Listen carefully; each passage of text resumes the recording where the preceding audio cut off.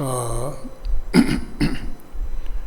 वाहिगुरु जी की फतेह। परम सत्कारयोग गुरु खालसा साध संगत जी, पादों की सगरांद का दिहाड़ा जान के अमृत वेले तो सोहना सुंदर दीवान सजिया हुआ है। गुरबाणी स्वरूप सतगुरु साहब जी की प्रकाश सेवा हुई है। ग्रंथी साहबान के रचना राही हुक्मनामे तो उपरंत गुरु नानक साहब महाराज जी के मुखारबिंद विचों जाप बाणी का जाप पाठ होया है। नाल लगवें रागी ਸਿੰਘਾਂ की रचना राही संगीत के निजमां विच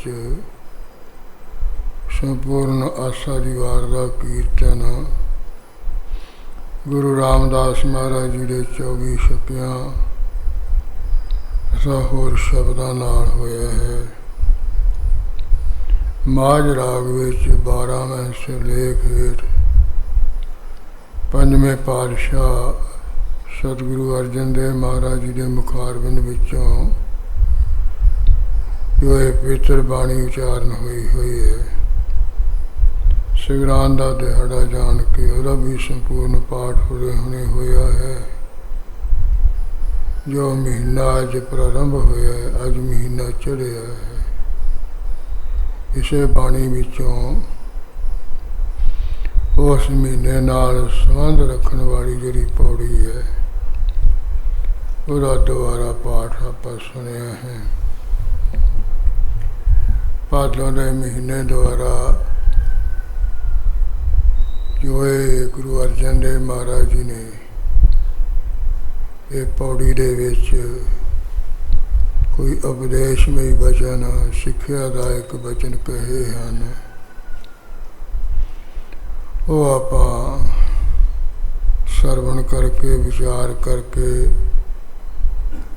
ते मन विच बसा के महीने नू सुखमई ते सफल करना है। जिस मनुख नू कोई भरम भुलेखा नहीं ना पैंदा, कोई तौखला नहीं हुंदा, संसा नहीं हुंदा है, वो मनुख अपनी जिंदगी कदे भी औखा नहीं हुंदा, दुखी नहीं हुंदा, बेचैन नहीं हुंदा है। जिहड़े तरह तरह के संसे ने, तरह तरह के औखले ने, भरम भुलेखे है, ये हर एक मनुख नू बहुत तंग करते, बहुत बेचैन करते, बहुत अशांत रखते, बहुत दुखी करते। कोई कोई जिहड़ा गुरु महाराज की पवित्र बाणी की विचार करने वाला है तो विचार करके फिर वो जिहड़ी विचार सतगुरां ने दसी है, कही है, उन्होंने धारण करने वाला है। फिर वह मनुख भरम भुलेखियां विच नहीं पैंदा है, क्योंकि जिहड़ी गुरु द्वारा पवित्र बाणी आई है, धुर की बाणी है, सच की बाणी है। ये जीव के भरम भुलेखे कढ़ण वाली है। जिहड़ा इंसान बाणी का पल्ला छड़ दिंदा है, बाणी की संगत छड़ दिंदा है, बाणी की विचार नहीं करता है, विचार सरवण करके फिर उस विचार नू मन विच नहीं धारदा है, वो फिर मनुख तां भरम भुलेखिਆਂ विच पिया भटकदा ही भटकदा है, दुखी हुंदा ही हुंदा है। और सतगुरु साहब जी ने आप भादों के महीने द्वारा भी जिहड़ा भरम है मनुख नू किवें दुखी करदा है, किवें बेचैन करदा है, किवें इहनूं फसाउंदा है, वो इस पौड़ी विच महाराज ने भादों के महीने द्वारा सिक्ख्या का एक बचन कहे की कहा भादोए भरम भुलाणिया। भी भादों के महीने द्वारा सतगुरु कहते हैं भी ਜਿਹੜੀਆਂ ਇਸਤਰੀਆਂ ਭਰਮ ਵਿੱਚ ਪੈ ਕੇ ਭੁੱਲ ਜਾਂਦੀਆਂ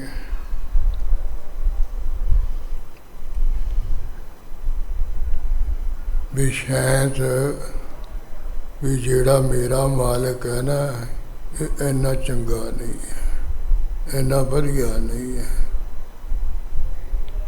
ਇੰਨਾ ਸੁਖਦਾਈ ਨਹੀਂ ਹੈ। शायद दूसरिया इस्त्रियां के जोड़े पति है ना वो बहुत चंगे है, भी वो बहुत सियाने है, वो बहुत सुखदाई है। भी वो भरम विच पै के भुल गई ते अपने मालक नूं छड्ड के फिर दूजियां दे पतियां नाल उन्हां दा हेत है, प्रेम है। बस फिर उधर होया नहीं, घर दे विच कलेश शुरू होया नहीं, झगड़ा झांझा शुरू नहीं हुआ।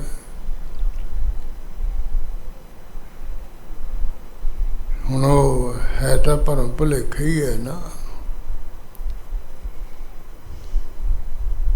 भी वो भी एक इंसान है, ये भी इंसान है जिहदे नाल तेरियां चार लावां होईयां। पर भरम विच पै के मनुख भी भुलदा है। इस तरह जिहड़ी कोई तरीमत वो भी भुलदी है। मनुखां दी गल तां की है,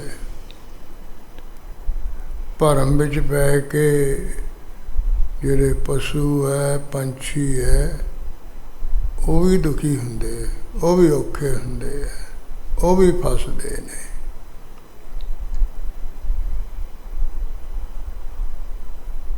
जो नलनी बंद भरम सूआ बाणी विच लिखे है, भी सूआ जड़ा की है तोता है, भरम विच पै के कहते बच जाता, फस जाता है, दुखी हुंदा है। भरम विच किवें पैंदा है, भरम विच पाउण वाले किवें वो ढंग तरीका करदे ने फसाउण वास्ते, फड़न वास्ते, बस करन वास्ते। वो तो सारे तोते सियाने हुंदे, उन्हां विच एक राह तोता हुंदा, कहंदे कोई ज़्यादा सियाना हुंदा है। वो जिवें मनुख बोल लैंदा ना, इवें जी उहनूं सिखा लईए फड़ के उवें वो बोलण लग पैंदा है। जिहड़े साधु है उन्हां कोल आ जो राम राम कहाउण लग पैंदे है, भी आए गए नूं तूं कहना भी जी आया नूं, जी आया नूं। भाई राम के राम कहो, राम दे प्यारो राम राम कहो। वो साधु सिखा लेंदे आ, फिर तोता उवें ही वो बोलदा जी आया नूं, राम के राम कहो। जे उही तोता हुण चोरां दे हत्थ आ जाए, वो उहे जा कोई सिखा लेंदे ने। ਉਹਦੀ बोली सुन के दूजे भी बेचारे वो तो फसिया है ना, वो भी फस जाते।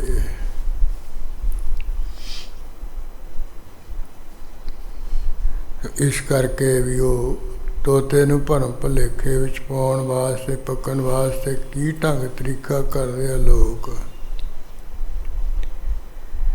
एक मिट्टी का बट्ठल जा लै लैंदे, उहनूं पानी नाल भर लैंदे, थोड़ा जा जानी पानी पूरा नहीं बट्ठण नूं भरदे, थोड़ा जा घट भरदे, अद्धा क भर लैंदे, पौना क भर लैंदे। एक नड़ा जा लै के उहदे विच जिवें चरखे दा तकड़ा जा हुंदा, इस तरह पतला जा जिहड़ी कोई तार जी है, वो नड़े विच पा के ते वो बट्ठण दे विचाले जे उपर दोहरा पासे रख दिंदे। ਤੇ ਫਿਰ ਇੱਕ ਅਨਾਰ ਲੈ ਕੇ ਉਹਨੂੰ ਖੋਲ ਕੇ ਨਾ ਚੰਗੀ ਤਰ੍ਹਾਂ, ਜਾਣੀ ਜਿਵੇਂ ਉਹਦੇ ਅੰਦਰਲੇ ਜਿਹੜੇ ਦਾਣੇ ਆ ਨਾ ਉਹ ਦਿਸਣ। ਫਿਰ ਉਹ ਬਣਾ ਸਵਾਰ ਕੇ ਪਾਣੀ ਨਾਲ ਜਿਹੜਾ ਪੌਣਾ ਕੁ ਭਰਿਆ ਹੋਇਆ ਬੱਠੜਾ ਨਾ ਉਹਦੇ ਵਿਚਾਲੇ ਜੇ ਰੱਖ ਦਿੰਦੇ, ਤੇ ਉੱਪਰ ਜਿਹੜਾ ਉਹ ਬੱਠਲ ਦੇ ਨੜਾ ਜਿਹਾ ਰੱਖਿਆ ਹੁੰਦਾ ਤਕੜਾ ਪਾ ਕੇ, ਫਿਰ ਜਿਹੜਾ ਉਹ ਤੋਤਾ ਆਉਂਦਾ ਦੂਰੋਂ ਦੇਖਦਾ ਦਰਖਤ ਤੇ ਪਹਿਲਾਂ ਬਹਿੰਦਾ ਹੈ, ਫਿਰ ਦੇਖ ਕੇ ਉਧਰ ਝਾਤੀ ਜੀ ਮਾਰਦਾ ਹੈ। ਉਹ ਅਨਾਰ ਦੇ ਦਾਣੇ ਜਿਹਨੂੰ ਬੜੇ ਸੋਹਣੇ ਲੱਗਦੇ ਹੈ। ਫਿਰ ਉਹ ਅੰਦਰ ਲੋਭ ਜਾਗਦਾ ਵੀ ਮੈਂ ਇਹ ਅਨਾਰ ਦੇ ਦਾਣੇ ਖਾਵਾਂ।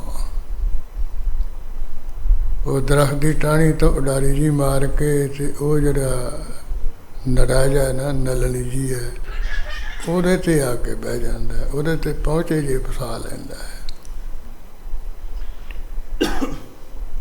ਜਦੋਂ ਥੋੜ੍ਹਾ ਜਿਹਾ ਬੋਝ ਜਿਹੜਾ ਨਾ ਅੱਗੇ ਨੂੰ ਜ਼ਿਆਦਾ ਹੁੰਦਾ, ਯਾਨੀ ਮੁੱਖ ਵੱਲ ਨੂੰ ਹੁੰਦਾ ਹੈ, ਥੋੜ੍ਹਾ ਜਿਹਾ ਬੋਝ ਹੋਣਾ ਹੀ ਹੈ ਨਾ, ਕਿਉਂਕਿ ਉਹਨੇ ਜਦੋਂ ਅਨਾਰ ਦੇ ਦਾਣਿਆਂ ਵੱਲ ਚੁੱਝ ਨਹੀਂ ਮਾਰਨੀ, ਉਹਦਾ ਮੂੰਹ ਤਾਂ ਥੱਲੇ ਨੂੰ ਕਰਨਾ ਹੀ ਹੈ ਨਾ। ਉਹ ਜਦੋਂ ਅਨਾਰ ਦੇ ਖਾਣੇ ਦੇ ਦਾਣੇ ਖਾਣ ਵਾਸਤੇ ਹੇਠਾਂ ਨੂੰ ਆਪਣੀ ਚੁੱਝ ਜੀ ਕਰਦਾ ਹੈ, ਉਹ ਹੁਣ ਨੜੇ ਦੇ ਵਿੱਚ ਉਹ ਜਿਹੜਾ ਤਕੜਾ ਜਿਹਾ ਪਾਇਆ ਹੁੰਦਾ, ਤਾਰ ਜੀ ਪਾਈ ਹੁੰਦੀ ਹੈ, ਉਹ ਵਿੱਚੋਂ ਤਾਂ ਨੜਾ ਜਿਹਾ ਪੋਲਾ ਹੀ ਹੁੰਦਾ ਨਾ, ਘੁੱਕ ਜਾਂਦਾ ਹੈ। ਉਹ ਫਿਰ ਬਸ ਮੂੰਹ ਭਾਰ ਹੋ ਜਾਂਦਾ ਤੋਤਾ, ਲੱਤਾਂ ਤਾਂ ਨੂੰ ਹੋ ਗਈਆਂ, ਸਿਰ ਠਾਹ ਨੂੰ ਹੋ ਗਿਆ। ਹੇਠਾਂ ਹੁਣ ਪਾਣੀ ਹੁੰਦਾ ਹੈ, ਬਸ ਫਿਰ ਉਹਨੂੰ ਭੁਲੇਖਾ ਪੈ ਜਾਂਦਾ, ਭਰਮ ਪੈ ਜਾਂਦਾ ਵੀ ਜੇ ਮੈਂ ਇਹ ਨੜੇ ਨਾਲੋਂ ਪਹੁੰਚੇ ਛੱਡ ਤੇ ਨਾ ਮੈਂ ਡੁੱਬ ਕੇ ਮਰ ਜਾਊਂਗਾ। ਫਿਰ ਉਹ ਚੀਕਾਂ ਜਿਹੀਆਂ ਮਾਰਦਾ ਤੋਤਾ, ਉਹ ਦੇਖ ਲੈਂਦਾ ਵੀ ਹੁਣ ਇਹ ਭਰਮ ਵਿੱਚ ਪੈ ਗਿਆ, ਹੁਣ ਇਹਨੇ ਪਹੁੰਚੇ ਨਹੀਂ ਛੱਡਣੇ ਹੈਗੇ। ਉਹ ਜਿਹੜੇ ਪਾਸੇ ਬੈਠੇ ਹੁੰਦੇ ਆ ਫਟਾਫਟ ਜਾਂਦੇ ਆ ਤੇ ਗਰਦਨ ਤੋਂ ਫੜ ਲੈਂਦੇ ਉਹਨੂੰ ਤੇ ਬਸ ਕਰ ਲੈਂਦੇ ਆ, ਇਹ ਵਸ ਪਾ ਕਰਕੇ ਪਿੰਜਰੇ 'ਚ ਸੁੱਟ ਦਿੰਦੇ ਆ। ਫਿਰ ਸਾਰੀ ਜ਼ਿੰਦਗੀ ਬਸ ਉਹ ਪਿੰਜਰੇ ਦੇ ਅਧੀਨ ਹੀ ਰਹਿੰਦਾ, ਪਿੰਜਰੇ 'ਚ ਉਹਨੂੰ ਕੋਈ ਕੱਢਦਾ ਹੈ। ਜਿਵੇਂ ਫਿਰ ਉਹਨੂੰ ਸਿਖਾਉਂਦੇ ਉਵੇਂ ਸਿਖਾ ਲੈਂਦੇ ਆ, ਉਹ ਸਿੱਖ ਜਾਂਦਾ ਹੈ। ਜਦੋਂ ਸਿੱਖ ਜਾਂਦਾ ਹੈ ਉਹ ਤਾਂ ਕੋਈ ਆਨਾ ਦਵਾਨੀ ਤੋਤੇ ਦਾ ਦਿੰਦਾ ਨਹੀਂ ਹੈ। ਜਦੋਂ ਸਿੱਖਿਆ ਹੁੰਦਾ ਹੈ ਫਿਰ ਉਹਦਾ ਮੁੱਲ ਪੈਂਦਾ, ਰੁਪਈਏ ਮਿਲਦੇ ਆ ਜਿੰਨੇ ਮੰਗ ਲੈਣ, ਤੇ ਫਿਰ ਉਹ ਵਿਚਾਰਾ ਸਾਰੀ ਜ਼ਿੰਦਗੀ ਪਿੰਜਰੇ ਦੇ ਵਿੱਚ ਪਿਆ ਹੋਇਆ ਉੱਥੇ ਹੀ ਜ਼ਿੰਦਗੀ ਆਪਣੀ ਖਤਮ ਕਰਦਾ ਹੈ। ਜੇ ਪਹਿਲਾਂ ਸੁਤੰਤਰ ਸੀ ਨਾ, ਜਿੱਦਣ ਮਰਜ਼ੀ ਉਡਾਰੀ ਮਾਰਦਾ ਸੀ, ਫਿਰ ਉਹ ਨਹੀਂ, ਕਿਉਂਕਿ ਭਰਮ ਵਿੱਚ ਪੈ ਕੇ ਉਹ ਫਸਿਆ ਹੈ। ਭਰਮ ਇਹ ਹੈ ਵੀ ਜੇ ਮੈਂ ਪਹੁੰਚੇ ਛੱਡ ਤੇ ਮੈਂ ਪਾਣੀ ਵੀ ਡੁੱਬ ਕੇ ਮਰ ਜਾਊਂਗਾ। ਬਸ ਐਵੇਂ ਵੇਖ ਲਓ, ਬਾਂਦਰ ਦੀ ਗੱਲ ਹੈ, ਉਹ ਵੀ ਭਰਮ ਵਿੱਚ ਪੈ ਕੇ ਹੀ ਫਸਦਾ ਹੈ। ਹੁਣ ਬਾਂਦਰ ਵੇਖ ਲਓ ਕਿੰਨਾ ਸ਼ੈਤਾਨ ਹੁੰਦਾ, ਕਿੰਨਾ ਚੁਸਤ ਹੁੰਦਾ, ਭਰਮ ਭੁਲੇਖੇ ਵਿੱਚ ਪਾ ਕੇ ਹੀ ਉਹਨੂੰ ਮਨੁੱਖ ਪੜਦੇ ਹੈ। ਉਹ ਬਾਣੀ ਵਿੱਚ ਭਗਤ ਕਬੀਰ ਜੀ ਨੇ ਲਿਖਿਆ ਵੀ ਚਣਿਆਂ ਦੀ ਮੁੱਠੀ ਜੀ ਲੈ ਕੇ ਤੇ ਉਹ ਇੱਕ ਛੋਟੀ ਜਿਹੀ ਜਿਹੜੀ ਤੰਗ ਮੂੰਹ ਵਾਲੀ ਕੁੱਜੀ ਉਹਦੇ ਵਿੱਚ ਉਹ ਪਾ ਦਿੰਦੇ ਹੈ, ਕੋਈ ਖਿੱਲਾ ਪਾ ਦਿੰਦਾ, ਕੋਈ ਛੋਲੇ ਦੀਆਂ ਚਣੇ ਪਾ ਦਿੰਦਾ ਭੁੱਜੇ ਹੋਏ। ਜਿੱਥੇ ਬਾਂਦਰ ਆਉਂਦੇ ਜਾਂਦੇ ਆ ਨਾ, ਉੱਥੇ ਧਰਤੀ ਵਿੱਚ ਥੋੜ੍ਹਾ ਜਿਹਾ ਟੋਆ ਕੱਢ ਕੇ ਤੇ ਉਹ ਜਿਹੜੀ ਚਣਿਆਂ ਵਾਲੀ, ਭੁੱਜੇ ਛੋਨਿਆਂ ਵਾਲੀ ਜਾਂ ਚੌਲਾਂ ਦੇ ਫੁੱਲਿਆਂ ਵਾਲੀ ਗੁੱਚੀ ਜੀ ਨਾ, ਉੱਥੇ ਧਰਤੀ ਵਿੱਚ ਗੱਡ ਦਿੰਦੇ।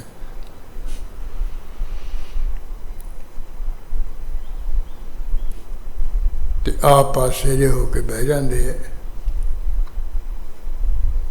ਬਾਂਦਰ ਦੂਰੋਂ ਦੇਖਦਾ ਹੈ, ਉਹ ਫੁੱਲੀਆਂ ਜਿਹੀਆਂ ਬੜੀਆਂ ਸੋਹਣੀਆਂ ਲੱਗਦੀਆਂ ਜੇ, ਚਨੇ ਜੇ ਬੜੇ ਸੋਹਣੇ ਲੱਗਦੇ ਛੋਲਿਆਂ ਦੇ ਭੁੱਜੇ। ਫਿਰ ਖਾਣ ਨੂੰ ਜੀ ਕਰਦਾ ਉਹਦਾ ਵੀ ਆਪਾਂ ਛਕੀਏ। ਫਿਰ ਦਰਖਤ ਤੋਂ ਉਤਰ ਕੇ ਇੱਧਰ ਉੱਧਰ ਝਾਕ ਕੇ ਵੀ ਕੋਈ ਹੈ ਤਾਂ ਨਹੀਂ। ਉਹ ਤਾਂ ਹੁਣ ਜਿਹੜੇ ਫੜਨ ਵਾਲੇ ਹੁੰਦੇ ਨਾ ਬਾਂਦਰ ਨੂੰ, ਜਿਨ੍ਹਾਂ ਨੇ ਫੜ ਕੇ ਫਿਰ ਕੁਕੜ ਕੇ ਘਰਾਂ ਘਰਾਂ ਵਿੱਚ ਇਹਨੂੰ ਨਚਾਉਣਾ ਟਪਾਉਣਾ ਹੁੰਦਾ। ਨਾਚੋ ਘਰ ਘਰ ਬਾਰ ਲਿਖੇ ਬਾਣੀ ਵਿੱਚ। ਉਹ ਆਉਂਦਾ ਹੈ ਤੇ ਫਿਰ ਉਹ ਕੁਜੀ ਦੇ ਵਿੱਚ ਆਪਣਾ ਜਿਹਾ ਉਹ ਪਹੁੰਚਾ ਜਾ ਪਾਉਂਦਾ ਹੈ। ਤੇ ਉਹ ਮੁੱਠੀ ਹੈ ਚੰਗੀ ਤਰ੍ਹਾਂ ਉਹ ਫੁੱਲੀਆਂ ਨਾਲ ਭਰ ਲੈਂਦਾ ਹੈ।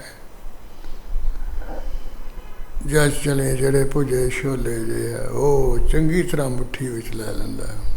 ਹੁਣ ਜਦੋਂ ਮੁੱਠੀ ਵਿੱਚ ਛੋਲੇ ਲੈ ਲੈ ਤੇ ਉਹ ਕੁਜੀ ਦਾ ਮੂੰਹ ਜਾਂ ਤੰਗ ਹੈ। ਫਿਰ ਉਹ ਹੁਣ ਮੁੱਠੀ ਹੁਣ ਛੋਲਿਆਂ ਨਾਲ ਜਾਂ ਫੁੱਲੀਆਂ ਨਾਲ ਭਰ ਗਈ, ਉਹ ਮੋਟੀ ਹੋ ਗਈ। ਉਹ ਕੁਜੀ ਵਿੱਚੋਂ ਹੱਥ ਨਹੀਂ ਨਿਕਲਦਾ, ਉਹ ਨਿਕਲਦੀ ਨਹੀਂ ਹੈ। ਉਹ ਬਸ ਫਿਰ ਉਹਨੂੰ ਭਰਮ ਜਿਹਾ ਪੈ ਜਾਂਦਾ ਵੀ ਸ਼ਾਇਦ ਮੈਨੂੰ ਕਿਨੇ ਫੜ ਲਿਆ ਹੈ। ਫੜਿਆ ਫੜਿਆ ਕਿਸੇ ਨੇ ਨਹੀਂ ਹੁੰਦਾ। ਤੇ ਬਸ ਉਹ ਹੈ ਵੀ ਉਹ ਮੁੱਠੀ ਜਿਹੜੀ ਉਹਨੇ ਭਰ ਕੇ ਨਾ ਮੀਚ ਲਈ ਆ, ਉਹ ਮੁੱਠੀ ਹੁਣ ਛੋਲਿਆਂ ਨਾਲ ਜਾਂ ਫੁੱਲੀਆਂ ਨਾਲ ਭਰੀ, ਉਹ ਮੋਟੀ ਹੋ ਗਈ। ਉਹ ਕੁਜੀ ਦਾ ਮੂੰਹ ਪੀੜਾ ਜਾਂਦਾ, ਉਹ ਨਿਕਲਦੀ ਨਹੀਂ ਮੁੱਠੀ। ਉਹਨੂੰ ਭੁਲੇਖਾ ਭਰਮ ਪੈ ਜਾਂਦਾ ਵੀ ਮੈਨੂੰ ਇਹ ਨੇ ਫੜ ਲਿਆ। ਫਿਰ ਉਹ ਵੀ ਚੀਕਾਂ ਮਾਰਦਾ। ਜਿਹੜੇ ਆਸੇ ਪਾਸੇ ਬੈਠੇ ਹੁੰਦੇ ਆ ਉਹ ਸਮਝ ਲੈਂਦੇ ਵੀ ਹੁਣ ਬਸ ਹੁਣ ਕਾਬੂ ਆ ਜਾਏਗਾ। ਬਹੁਤ ਮੁੱਠੀ ਖੋਲ੍ਹਦਾ ਨਹੀਂ ਤੇ ਇਹਨੇ ਨੂੰ ਆ ਕੇ ਬਸ ਬਾਂਦਰ ਨੂੰ ਫੜ ਲੈਂਦੇ, ਕੰਟਰੋਲ ਕਰ ਲੈਂਦੇ। ਬਸ ਫਿਰ ਨੱਚਣਾ ਟੱਪਣਾ ਜਾਂ ਸਿਖਾ ਕੇ, ਜਿਵੇਂ ਇੱਕ ਰਿਛ ਹੁੰਦਾ ਇੱਕ ਬਾਂਦਰ ਹੁੰਦਾ, ਉਹ ਫੜੇ ਆਈ ਹੁੰਦੇ ਉਹਨਾਂ ਦੇ ਭਰਮ ਵਿੱਚ ਪਾ ਕੇ ਫੜਦੇ ਉਹਨਾਂ ਨੂੰ ਨਹੀਂ। ਤੇ ਨਾਚਿਓ ਘਰ ਘਰ ਬਾਰ ਬਾਣੀ ਵਿੱਚ ਕਬੀਰ ਸਾਹਿਬ ਨੇ ਲਿਖਿਆ, ਮੁਸ਼ਟ ਚਰਨ ਕੀ ਲੋਧ ਨਾ ਤਿਆਗ ਦਿਓ। ਵੀ ਚਣਿਆਂ ਦੀ ਜਿਹੜੀ ਮੁੱਠੀ ਹੈ, ਲੋਭ ਵਿੱਚ ਆ ਕੇ ਉਹਨੂੰ ਛੱਡਦਾ ਨਹੀਂ ਹੈ। ਤੇ ਬਸ ਫਿਰ ਉਹ ਪਕੜਿਆ ਜਾਂਦਾ ਹੈ। ਤੇ ਫਿਰ ਨਾਚੋ ਘਰ ਘਰ ਬਾਰ, ਘਰਾਂ ਘਰਾਂ ਦੇ ਵਿੱਚ ਤਮਾਸ਼ੇ ਦੇ ਕਰਦਾ ਨੱਚਦਾ ਟੱਪਦਾ ਬਾਂਦਰ।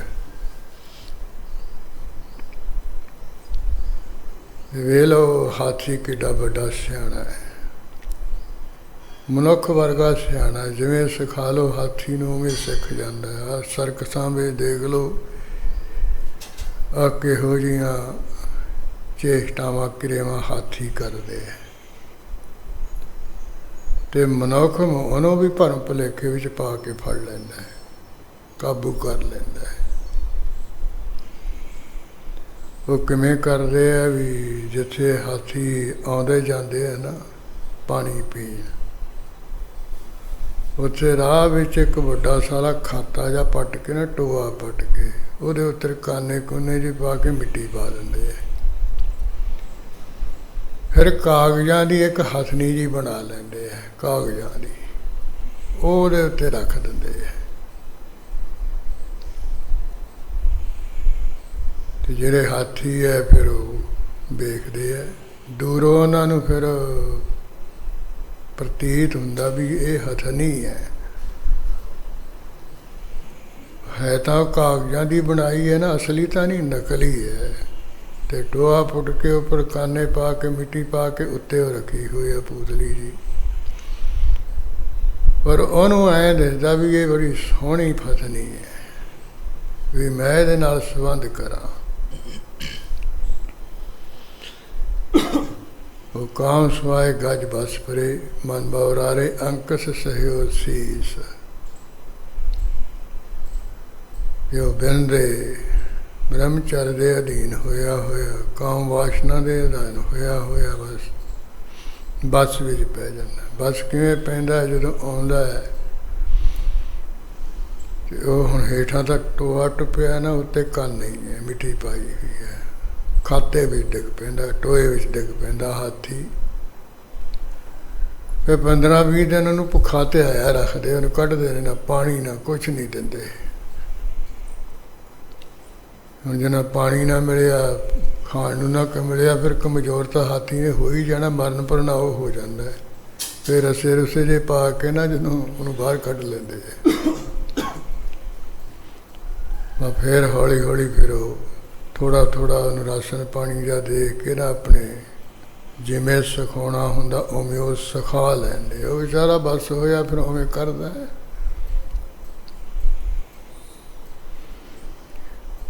ਇਵੇਂ ਮਨੁੱਖ ਦੀ ਗੱਲ ਹੈ। ਇਹ ਵੀ ਭਰਮ ਭੁਲੇਖਿਆਂ ਵਿੱਚ ਪੈ ਕੇ ਨਾ ਪਰਮੇਸ਼ਰ ਮਾਲਕ ਨੂੰ ਛੱਡ ਕੇ ਹੋਰਨਾਂ ਨਾਲ ਪ੍ਰੇਮ ਕਰੀ ਜਾਂਦਾ ਹੈ, ਵੀ ਸ਼ਾਇਦ ਰੱਬ ਤੋਂ ਬਗੈਰ ਦੂਜੇ ਬਹੁਤ ਮਹਾਨ ਹੈ। ਉਹ ਕੋਈ ਮਹਾਨ ਮੂਲ ਨਹੀਂ ਹੈ। ਪਰ ਚਹਿਲ ਪਹਿਲ ਜੀ ਦੇਖ ਕੇ ਇਹਨੂੰ ਪ੍ਰੇਮ ਭੁਲੇਖਾ ਪੈਂਦਾ ਹੈ। ਬਾਹਰਲਾ ਠਾਠ ਬਾਠ ਦੇਖ ਕੇ, ਬਾਹਰਲਾ ਸਾਰਾ ਕੁਝ ਦੇਖ ਕੇ ਮਨੁੱਖ ਭਰਮ ਵਿੱਚ ਪੈ ਜਾਂਦਾ ਹੈ।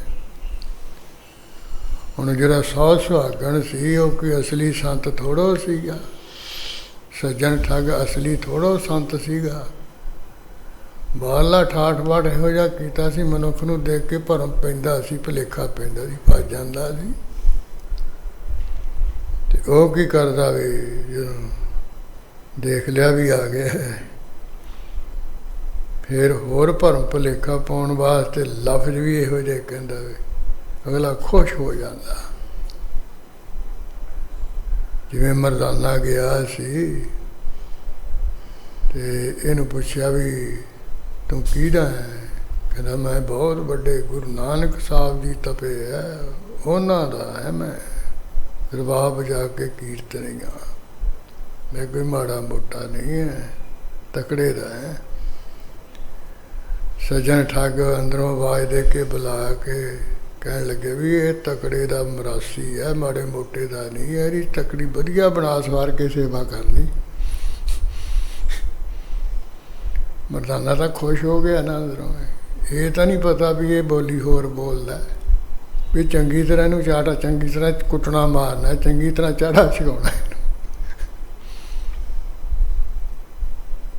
ਬੰਨ ਲਿਆ ਮਰਦਾਨੇ ਨੂੰ, ਨੂੜ ਕੇ ਸਿੜਤਾ, ਕੁੱਟਿਆ ਮਾਰਿਆ। ਕਹਿੰਦੇ ਦੱਸੋ ਕਿੱਥੇ ਹੈ ਚੱਕਰ? ਉਹ ਕਹਿੰਦਾ ਮੇਰੇ ਕੋਲ ਕੀ ਹੋਣਾ, ਰਬਾਬ ਸੀਗੀ ਉਹ ਮਹਾਰਾਜ ਕੋਲ ਪਈ ਗਿਆ। ਮੈਂ ਤਾਂ ਇੱਥੇ ਆ ਤੇਰਾ ਡੇਰਾ ਦੇ ਕੇ ਵਾਸ ਦੇ ਕੇ ਮਹਾਰਾਜ ਨੂੰ ਬੇਨਤੀ ਕੀਤੀ ਸੀ ਵੀ ਮੈਂ ਮਹਾਰਾਜ ਤੁਸੀਂ ਇੱਥੇ ਬੈਠੋ ਜੰਗਲ 'ਚ, ਮੈਂ ਪ੍ਰਸ਼ਾਦਾ ਛਕਿਆ ਵਾਂ, ਭੁੱਖ ਲਾਇਆ ਵਾਂ। ਮਹਾਰਾਜ ਤਾਂ ਰੋਕਦੇ ਸੀ ਤੇ ਮੈਂ ਇੱਥੇ ਆ ਫਸਿਆ।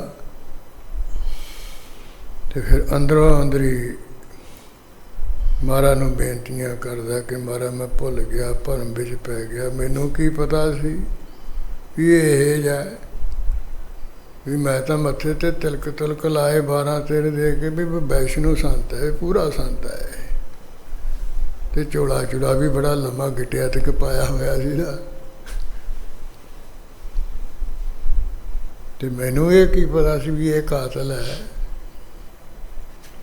ਤੇ ਹੇ ਗੁਰੂ ਨਾਨਕ ਸਾਹਿਬ, ਹੁਣ ਮੈਂ ਭੁੱਲ ਗਿਆ, ਭਰਮ ਵਿੱਚ ਪੈ ਗਏ। ਤੁਸੀਂ ਤਾਂ ਮਹਾਰਾਜ ਸਮਰੱਥ ਹੋ, ਤੁਸੀਂ ਤਾਂ ਜਾਣਦੇ ਹੋ ਨਾ, ਮੈਂ ਭੁੱਲ ਗਿਆ, ਮੈਨੂੰ ਮਹਾਰਾਜ ਕੁਛ ਬਚਾਓ। ਤੇ ਗੁਰੂ ਨਾਨਕ ਸਾਹਿਬ ਭਾਈ ਬਾਲਾ ਨੂੰ ਕਹਿਣ ਲੱਗੇ ਵੀ ਮਰਦਾਨਾ ਤਾਂ ਫਸ ਗਿਆ, ਚੱਲ ਬਈ ਆਪਾਂ ਛਡਾਈਏ ਇਹਨੂੰ। ਭਾਈ ਬਾਲਾ ਕਹਿੰਦੇ ਮਹਾਰਾਜ ਤੁਸੀਂ ਕਿੰਨੀ ਵਾਰੀ ਰੋਕਿਆ ਵੀ ਤੂੰ ਨਾ ਜਾ, ਨਾ ਜਾ, ਫਸਣਾ ਤਾਂ ਹੈ ਨਹੀਂ ਸੀ। ਤੈਨੂੰ ਕਹੇ ਵੀ ਤੁਸੀਂ ਕਿਹਾ ਵੀ ਸੀ ਤੂੰ ਨਾ ਜਾ, ਫਸ ਜਾਏਗਾ। ਤੁਹਾਡਾ ਬਚਨ ਭਾਵਾਂ ਨਿਸਫਲ ਕਿਵੇਂ ਜਾਏ। ਦੇਖੋ ਨਹੀਂ ਮੰਨਦਾ ਸੀ, ਫਸਿਆ ਰਹਿਣ ਦਿਓ ਮਹਾਰਾਜ। महाराज कहते नहीं भी अपना कीर्तनी है, अपना साथी है, नाल लैड़ी लाज हुंदी है। हुण वो बेनतियां करदा है, चल भी आपां उहनूं छड़ाइए। ते महाराज आ गए, वो भी देख दूख के पहला तो बहुत खुश होया भी ये तो उन्हां नाल ओही आ गए इहदे मालिक जिन्हां दी महिमा करदा सी।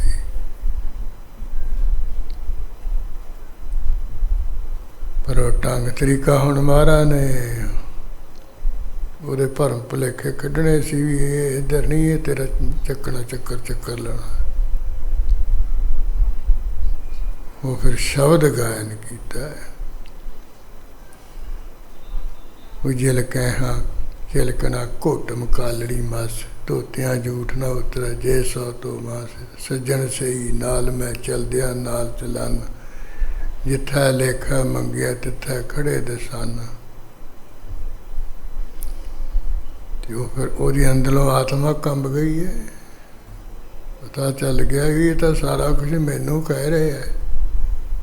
ਆ ਜਿਹੜੀਆਂ ਮੇਰੀਆਂ ਕਰਤੂਤਾਂ ਉਹਦੇ ਪਰਦੇ ਫਾਸ ਕਰ ਰਹੇ ਮਹਾਰਾਜ। ਝੱਟ ਆ ਕੇ ਮਹਾਰਾਜ ਦੇ ਪੈਰੀ ਪੈ ਗਿਆ। ਮਹਾਰਾਜ ਕਹਿੰਦੇ ਤੇਰਾ ਨਾਂ ਕੀ ਹੈ? ਕਹਿੰਦੇ ਮਹਾਰਾਜ ਮੇਰਾ ਨਾਂ ਸੱਜਣ ਹੈ। ਕਹਿੰਦੇ ਫਿਰ ਜੇ ਸੱਜਣ ਹੈ ਨਾਂ ਰਖਾਇਆ ਫਿਰ ਸੱਜਣ ਵਾਲੇ ਕੰਮ ਕਰ। ਕੰਮ ਕਿਹੋ ਜਿਹੇ ਕਰਦਾ ਤੂੰ? ਕਹਿੰਦਾ ਮਹਾਰਾਜ ਹੁਣ ਜੋ ਮਰਜ਼ੀ ਕਹੋ ਤੇ ਬਖਸ਼ ਦਿਓ। ਇਸ ਕਰਕੇ ਜਾਨੀ ਇੱਕ ਮਰਦਾਨਾ ਵੀ ਉਹ ਬਾਹਰਲਾ ਸਭ ਕੁਝ ਦੇਖ ਦੂਖ ਕੇ ਠਾਠ ਬਾਠ ਜਾ ਤੇ ਭਰਮ ਵਿੱਚ ਪੈ ਕੇ ਫਸ ਗਿਆ ਸੀ। ਤੇ ਮਹਾਰਾਜ ਨੇ ਉਹ ਛਡਾਇਆ ਸੀ ਤੇ ਉਹਨੂੰ ਵੀ ਇੱਧਰੋਂ ਹਟਾ ਕੇ ਪਰਮੇਸ਼ਰ ਵੱਲੀ ਲਾਤਾ ਸੀ, ਜੋੜਤਾ ਸੀ।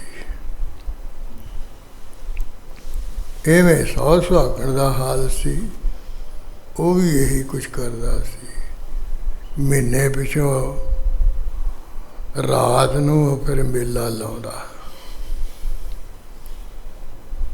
ਤੇ ਲੋਕ ਬੜੀ ਯਾਤਰਾ ਕਰਨ ਆਉਂਦੇ, ਬਹੁਤ ਮੱਥੇ ਟੇਕਣ ਆਉਂਦੇ। ਨਿਰਾ ਹੀ ਝੂਠ ਬੋਲਦਾ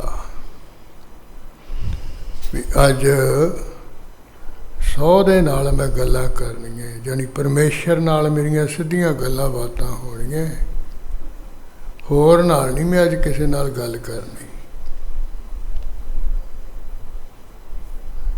ਇਹ ਬੜੇ ਝੰਡੇ ਜਿਹੇ ਨੇ ਗੱਡੇ ਸੀ ਦਰਵਾਜ਼ਿਆਂ ਤੇ, ਬੜੀਆਂ ਹੋਰ ਝੰਡੀਆਂ, ਹੋਰ ਬਹੁਤ ਕੁਛ ਲਾਇਆ ਹੋਇਆ ਸੀ। ਬੜਾ ਐਨ ਪੂਰਾ ਠਾਠ ਬਾਠ ਕੀਤਾ ਹੋਇਆ।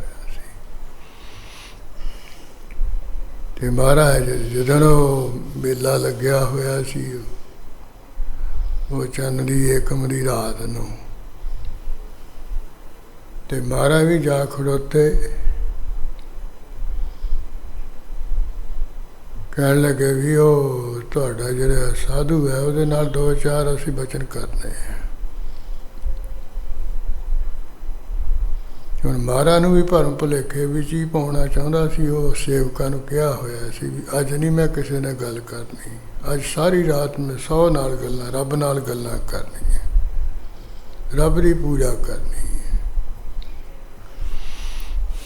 ਤੇ ਹੁਣ ਰੱਬ ਰੂਪ ਗੁਰੂ ਨਾਨਕ ਸਾਹਿਬ ਬਾਹਰ ਆਏ ਖੜੋਤੇ ਹੈ। ਉਹ ਸੇਵਕਾਂ ਨੂੰ ਕਹਿੰਦਾ ਉਹਨਾਂ ਨੂੰ ਕਹਿ ਦਿਓ ਸਾਧੂਆਂ ਨੂੰ ਫਿਰ ਕਿਤੇ ਆ ਜਾਓ ਅੱਗੇ ਪਿੱਛੇ, ਅੱਜ ਨਹੀਂ ਹੋਣੀ ਗੱਲਬਾਤ, ਅੱਜ ਤਾਂ 100 ਨਾਲ ਹੀ ਹੋਣੀਆਂ ਸਾਰੀਆਂ ਵਿਚਾਰਾਂ। ਜਿਹੜਾ ਜਵਾਬ ਮਿਲਿਆ ਮਹਾਰਾਜ ਕਹਿੰਦੇ ਭਾਈ ਬਾਲਾ ਮਰਦਾਨਾ ਕੁਛ ਨਹੀਂ ਹੈ, ਆ ਪਖੰਡ ਹੈ, ਚੱਲ ਚਲੀਏ ਇੱਥੋਂ। ਇੰਨੀ ਕਿੰਨੀ ਦੇਰ ਦੀ ਗੱਲ ਸੀ, ਬਸ ਉੱਥੇ ਮੇਲੇ ਵਿੱਚ ਰੌਲਾ ਜਿਹਾ ਪੈ ਗਿਆ। ਉਹ ਮੇਲੇ ਵਿੱਚ ਕਿਸੇ ਨੇ ਪੀਤੀ ਪੁੱਤੀ ਹੋਈ ਸੀ, ਮਾੜਾ ਮੋਟਾ ਖੂਨ-ਤਾਮ ਹੋ ਗਈ, ਉੱਥੇ ਫਿਰ ਡਾਂਟ ਗੁੱਸਾ ਚੱਲ ਪਿਆ। ਲੜਾਈ ਸ਼ੁਰੂ ਹੋ ਗਈ। ਫਿਰ ਲੜਦੇ ਪਿੜਦੇ ਜਿੱਥੇ ਉਹ 100 ਸੁਹਾਗਣ ਸੀ ਨਾ ਬੈਠਾ ਅੰਦਰ, ਕਈ ਤਾਂ ਉੱਥੇ ਜਾ ਰਹੇ। ਅੰਦਰ ਕੀ ਦੇਖਿਆ ਵੀ ਉਹ 100 ਕਿਹੜਾ ਉੱਥੇ ਤਾਂ ਹੋ ਰਹੀ ਹੈ, ਹੋਰ ਤਾਂ ਵਿਸ਼ਈ ਬਣਿਆ ਬੈਠਾ, ਉਹ ਤਾਂ ਤ੍ਰੀਮਤ ਦੇ ਨਾਲ ਕਰਤੂਤਾਂ ਕਰ ਰਿਹਾ ਹੈ। ਉਹ ਲੋਕਾਂ ਨੇ ਦੇਖਿਆ, ਕਹਿੰਦੇ ਹੈ ਸਾਨੂੰ ਕਹਿੰਦਾ 100 ਨਾਲ ਗੱਲਾਂ ਕਰਨੀਆਂ, ਇੱਥੇ ਹੋਰ ਹੀ ਕੁਛ ਕਰੀ ਜਾਂਦਾ ਕਾਲੀ ਕਰ। ਪਰ ਕਿ ਉਹਨਾਂ ਨੇ ਬਹੁਤ ਕੁੱਟਿਆ ਮਾਰਾ, ਧੱਕੇ ਮਾਰ ਕੇ ਬਾਹਰ ਕੱਢਤਾ ਇਹਨੂੰ।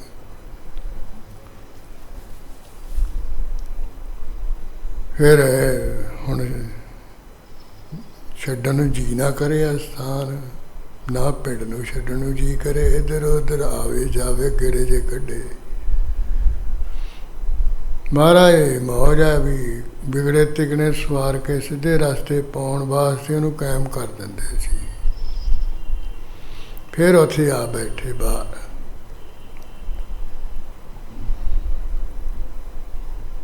ਇੱਕ ਕੋਈ ਪਿੰਗਲਾ ਜਾ ਆਇਆ, ਉਹਦੇ ਹੱਥ ਵੀ ਤੇ ਪੈਰ ਵੀ ਮਹਾਰਾਜ ਨੇ ਠੀਕ ਕਰਤੇ। ਉਹ ਖੁਸ਼ ਹੋ ਗਿਆ ਪਿੰਗਲਾ, ਕਹਿੰਦਾ ਮਹਾਰਾਜ ਹੁਣ ਮੈਂ ਕੀ ਕਹਾਂ। ਮਹਾਰਾਜ ਕਹਿੰਦੇ ਤੂੰ ਕਹ ਵੀ 100 ਸੁਹਾਗਣ ਨੇ ਇਸ ਬਈ ਕਲਾ ਦਿਖਾਈ ਹੈ, ਉਹਨੇ ਹੱਥ ਪੈਰ ਸਾਬਤ ਕੀਤੇ ਹੈ। ਉਹ ਬੜਾ ਵੀ ਤਾਕਤਵਰ ਹੈ, ਬਹੁਤ ਸ਼ਕਤੀ ਵਾਲਾ ਮਹਾਤਮਾ ਹੈ। ਉਹ ਜਿਹੜਾ ਪਿੰਗਲਾ ਠੀਕ ਠਾਕ ਹੋਇਆ, ਜਦੋਂ ਪੁੱਛਦਾ ਉਹ 100 ਸੁਹਾਗਣ ਦਾ ਨਾਂ ਲੈਂਦਾ ਹੈ। ਅਖੀਰੀ ਜਿੱਥੇ ਉਹ 100 ਸੁਹਾਗਣ ਧੱਕੇ ਖਾਂਦਾ ਫਿਰਦਾ ਸੀਗਾ, ਉੱਥੇ ਕਹਿੰਦਾ ਕਿਤੇ ਚਲਿਆ ਗਿਆ।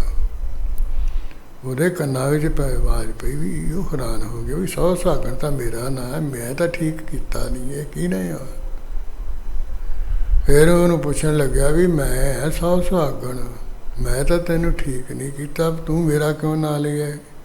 ਕਹਿੰਦਾ ਮੈਨੂੰ ਨਹੀਂ ਪਤਾ, ਉਹ ਬਾਹਰ ਬੈਠੇ ਆ 3 ਸਾਧੂ, ਉਹਨਾਂ ਨੇ ਮੇਰੇ ਹੱਥ ਪੈਰ ਠੀਕ ਕਰਤੇ। ਮੈਂ ਪੁੱਛਿਆ ਦੱਸੋ ਹੁਣ ਕੀ ਕਰਾਂ। ਉਹਨਾਂ ਨੇ ਕਿਹਾ 100 ਸੁਹਾਗਣ ਦਾ ਨਾਂ ਲਈ ਚਲੀ। ਕਹਿੰਦੇ ਮੈਨੂੰ ਲੈ ਕੇ ਚੱਲ ਬਈ। ਮਹਾਰਾਜ ਕੋਲ ਲੈ ਕੇ ਆ ਗਿਆ 100 ਸੁਹਾਗਣ ਨੂੰ। ਮਹਾਰਾਜ ਕਹਿੰਦੇ ਕਿਉਂ ਭਰਮ ਭੁਲੇਖਿਆਂ ਵਿੱਚ ਪਾ ਕੇ ਦੁਨੀਆ ਨੂੰ ਤੰਗ ਕਰਦਾ, ਲੁੱਟਦਾ ਪੁੱਟਦਾ ਹੈ। ਸਹੀ ਮੈਨੇ ਬਈ 100 ਨਾਲ ਗੱਲ ਕਰ। ਉਹ 100 ਨਾਲ ਗੱਲ, ਮਾਲਕ ਨਾਲ ਗੱਲ ਤਾਂ ਨਾਮ ਦੁਆਰਾ ਹੁੰਦੀ ਹੈ। ਨਾਮ ਜਪ, 100 ਆਪੇ ਆਏ ਜਾ, ਨਾਮ ਵਾਲਾ ਆਪੇ ਆਏ ਜਾਏਗਾ। ਕਹਿੰਦਾ ਜੀ ਮਹਾਰਾਜ ਜੋ ਮਰਜ਼ੀ ਕਹੋ, ਜੋ ਕੁਛ ਹੋ ਗਿਆ ਬਖਸ਼ੋ। ਫਿਰ ਮਹਾਰਾਜ ਨੇ ਕਹਿੰਦੇ ਵੀ ਅਗਲਾ ਸਭ ਕੁਛ ਮਾਂ, ਹੁਣ ਤੂੰ ਅਸੀਂ ਧਰਮ ਦੀ ਜਗ੍ਹਾ ਬਣਾ ਕੇ ਆਏ ਗਏ ਨੂੰ ਨਾਮ ਜਪਿਆ ਜਪਾਇਆ ਕਰ, ਲੰਗਰ ਚਲਾਇਆ ਕਰ, ਬਸ ਇਹੀ ਉਪਦੇਸ਼ ਹੈ। ਕਿਉਂ ਮਹਾਰਾਜ ਨੇ ਇੱਥੇ ਬਾਣੀ ਵਿੱਚ ਕਿਹਾ ਵੀ ਇਹ ਜਿਹੜੇ ਭਰਮ ਭੁਲੇਖੇ ਪਾਉਣ ਵਾਲੇ ਮਨੁੱਖ ਵੀ ਬਥੇਰੇ ਹੈ, ਤੇ ਭਰਮਾਂ ਵਿੱਚ ਪੈਣ ਵਾਲੇ ਵੀ ਮਨੁੱਖ ਬਹੁਤ ਹੈ। ਇਹ ਤਾਂ ਥੋੜ੍ਹੇ ਹੈ ਜਿਹੜੇ ਕੋਈ ਗੁਰਬਾਣੀ ਦਾ ਪੱਲਾ ਫੜੀ ਬੈਠੇ ਹੈ, ਗੁਰਬਾਣੀ ਦੀ ਵਿਚਾਰ ਕਰਦੇ, ਉਹ ਨਹੀਂ ਭਰਮ ਭੁਲੇਖਿਆਂ ਵਿੱਚ ਪੈਂਦੇ। ਇੰਨੀ ਗੱਲ ਆ ਵੀ ਜਿਹੜੇ ਸੁਣ ਸੁਣਾ ਕੇ ਇੱਥੋਂ ਉਵੇਂ ਹੀ ਛੱਡ ਜਾਂਦੇ, ਉਹ ਜ਼ਰੂਰ ਭਰਮ ਭੁਲੇਖਿਆਂ ਵਿੱਚ ਪੈ ਕੇ ਭਟਕਦੇ। ਜਿਨ੍ਹਾਂ ਨੂੰ ਇਹ ਪੱਕਾ ਨਿਹਚਾ ਹੋਵੇਗੀ ਰੱਬ ਤੋਂ ਉੱਪਰ ਕੋਈ ਨਹੀਂ ਹੈਗਾ। ਅਵਲ ਅੱਲਾ ਨੂਰ ਉਪਾਇਆ ਕੁਦਰਤ ਕੇ ਸਮੇਂ, ਸਾਰੇ ਉਹਦੇ ਕੁਦਰਤ ਦੇ ਮਾਇਆ ਦੇ ਬੰਦੇ ਹੈ। ਉਹਨੇ ਸਾਜੇ ਆ ਪੀਨਾ ਆਪ ਸਾਜੋ, ਆ ਪੀਨਾ ਰਚਨਾ ਦੂਈ ਕੁਦਰਤ ਸਾਜ ਗਿਆ। ਕਰ ਆਸਣ ਡਿੱਠੋ ਚਾਓ, ਉਹ ਹੀ ਬੈਠਾ ਸਾਰਿਆਂ ਵੀ ਡੇਰੇ ਲਾਈ। ਫਿਰ ਉਹ ਨਹੀਂ ਭਟਕਦੇ। ਉਹ ਤਾਂ ਫਿਰ ਨਾਮਦੇਵ ਨੂੰ ਪੁੱਛਿਆ, ਕਹਿੰਦਾ ਵੀ ਰੱਬ ਕਿੱਥੇ ਹੋ। ਕਹਿੰਦਾ ਈਬਾ ਬੀਠਲ ਊਬਾ ਬੀਠਲ, ਬੀਠਲ ਬਿਨ ਸੰਸਾਰ ਨਹੀਂ। ਜਿੱਧਰ ਜਾਓ ਤਦ ਬੀਠਲ ਪਹਿਲਾ। ਕਿਉਂਕਿ ਭਰਮ ਭੁਲੇਖੇ ਨਾਮ ਜਪਣ ਕਰਕੇ ਪਰਮੇਸ਼ਰ ਨੇ ਕੱਢਤੇ। ਦਰਸ਼ਨ ਦੇ ਕੇ ਉਹ ਕਹਿੰਦਾ ਸਭ ਪਾਸੇ ਪਰਮੇਸ਼ਰ ਹੈ। ਹੈ ਤਾਂ ਜਿੱਧਰ ਜਾਣਾ ਉਧਰ ਉਹੀ ਹੈ। ਭਗਤ ਕਬੀਰ ਜੀ ਦੇ ਨਾਮ ਜਪ ਕੇ ਭਰਮ ਭੁਲੇਖੇ ਨਿਕਲੇ ਸੀ, ਵੇਖ ਲਓ। ਤੇ ਉਹ ਕੁੱਤੇ ਵਿੱਚ ਬੈਠਾ ਵੀ ਉਹੀ ਦੇਖ ਰਿਹਾ ਉਹਨੂੰ, ਵੀ ਉਹਨੂੰ ਵੀ ਕਹਿ ਰਿਹਾ ਵੀ ਮਹਾਰਾਜ ਤੁਸੀਂ ਆ ਚੁੱਪੜ ਕੇ ਛਕੋ, ਐਂ ਕਿਉਂ ਕਰਦੇ। ਇਸ ਤਰ੍ਹਾਂ ਭਰਮ ਵਿੱਚ ਪੈ ਕੇ ਮਨੁੱਖ ਭਟਕਦਾ ਦੁਖੀ ਹੁੰਦਾ। ਇੱਥੇ ਇਸਤਰੀ ਰੂਪ ਕਲੰਕਾਰ ਵਿੱਚ ਮਹਾਰਾਜ ਕਹਿੰਦੇ ਭਾਦੋਏ ਭਰਮ ਭੁਲਾਣੀਆਂ। ਜਿਹੜੀਆਂ ਭਰਮ ਵਿੱਚ ਪੈ ਕੇ ਇਸਤਰੀਆਂ ਭੁੱਲ ਜਾਂਦੀਆਂ, ਆਪਣੇ ਮਾਲਕ ਨੂੰ ਛੱਡ ਜਾਂਦੀਆਂ, ਆਪਣੇ ਮਾਲਕ ਨੂੰ ਛੱਡ ਕੇ ਦੂਜੀਆਂ ਪਤੀਆਂ ਦੇ ਨਾਲ ਹੇਤ ਕਰਦੀਆਂ, ਉਹ ਦੁਖੀ ਹੀ ਹੁੰਦੀਆਂ, ਉਹ ਤੰਗ ਹੀ ਹੁੰਦੀਆਂ ਹਨ। ਉਹਨਾਂ ਨੂੰ ਕੁਲੱਖਣੀ, ਉਹਨਾਂ ਨੂੰ ਜਾਂ ਕੁਨਾਰ ਕਿਹਾ ਗਿਆ ਹੈ, ਉਹਨਾਂ ਨੂੰ ਜਾਂ ਆ ਦੂਜਾ ਬੇਸਮਾਂ ਦਾ ਨਾਂ ਦਿੱਤਾ ਗਿਆ ਹੈ। ਇਸ ਕਰਕੇ ਮਹਾਰਾਜ ਕਹਿੰਦੇ ਉਹ ਭਰਮ ਵਿੱਚ ਭੁੱਲ ਕੇ ਇਹ ਦੂਜਿਆਂ ਨਾਲ ਹੇਤ ਹੈ। ਇਸ ਤਰ੍ਹਾਂ ਪਰਮੇਸ਼ਰ ਨੂੰ ਛੱਡ ਕੇ ਜਿਨ੍ਹਾਂ ਦਾ ਉਹਦੇ ਸਾਜਿਆਂ ਹੋਇਆਂ ਨਾ ਦੇਵੀ ਦੇਵਤਿਆਂ ਨਾਲ ਹੇਤ ਹੈ, ਉਹ ਵਿੱਚ ਭੁੱਲ ਕੇ ਦੁਖੀ ਹੀ ਹੁੰਦੇ ਹਨ। ਲੱਖ ਸੀਗਾਰ ਬਣਾਇਆ। ਜਿਹੜੀ ਇਸਤਰੀ ਹੈ ਭਾਣੇ, ਉਹਨੇ 1 ਕੀ 2 ਕੀ 3 ਕੀ 1000 ਕੀ ਲੱਖਾਂ ਸ਼ਿੰਗਾਰ ਸਰੀਰ ਤੇ ਬਣਾ ਲਿਆ ਵੇ ਵੀ ਜਾਣੀ ਬਹੁਤਾ ਸ਼ਿੰਗਾਰ ਨਾਲ ਸਰੀਰ ਨੂੰ ਸਜਾ ਵਿਜਾਲ ਹੋ ਰਿਹਾ। ਪਰ ਜੇ ਆਪਣਾ ਮਾਲਕ ਹੈ, ਉਹਦੀ ਪ੍ਰਸੰਨਤਾ ਨਹੀਂ, ਉਹਦੇ ਨਾਲ ਕੋਈ ਸੰਬੰਧ ਹੀ ਨਹੀਂ ਹੈ, ਉਹਦੇ ਨਾਲ ਕੋਈ ਗੱਲਬਾਤ ਹੀ ਨਹੀਂ ਹੈ, ਕਾਰਜ ਨਾਹੀ ਕੇਤ। ਉਹਦਾ ਜਿਹੜਾ ਇਹ ਸ਼ਿੰਗਾਰ ਬਣਾਇਆ ਕਿਸ ਕੰਮ ਹੈ? ਪਤਨੀ ਦਾ ਕਾਜਲ ਹਾਰ ਤੁਮੋੜਾ ਲੇਦਨ ਕੀਆ ਸ਼ਿੰਗਾਰ ਲਿਸੇ ਜਾ ਕੰਤਨ ਪਾਇਓ, ਇਹ ਵਾ ਭਇਆ ਬਕਾਰ।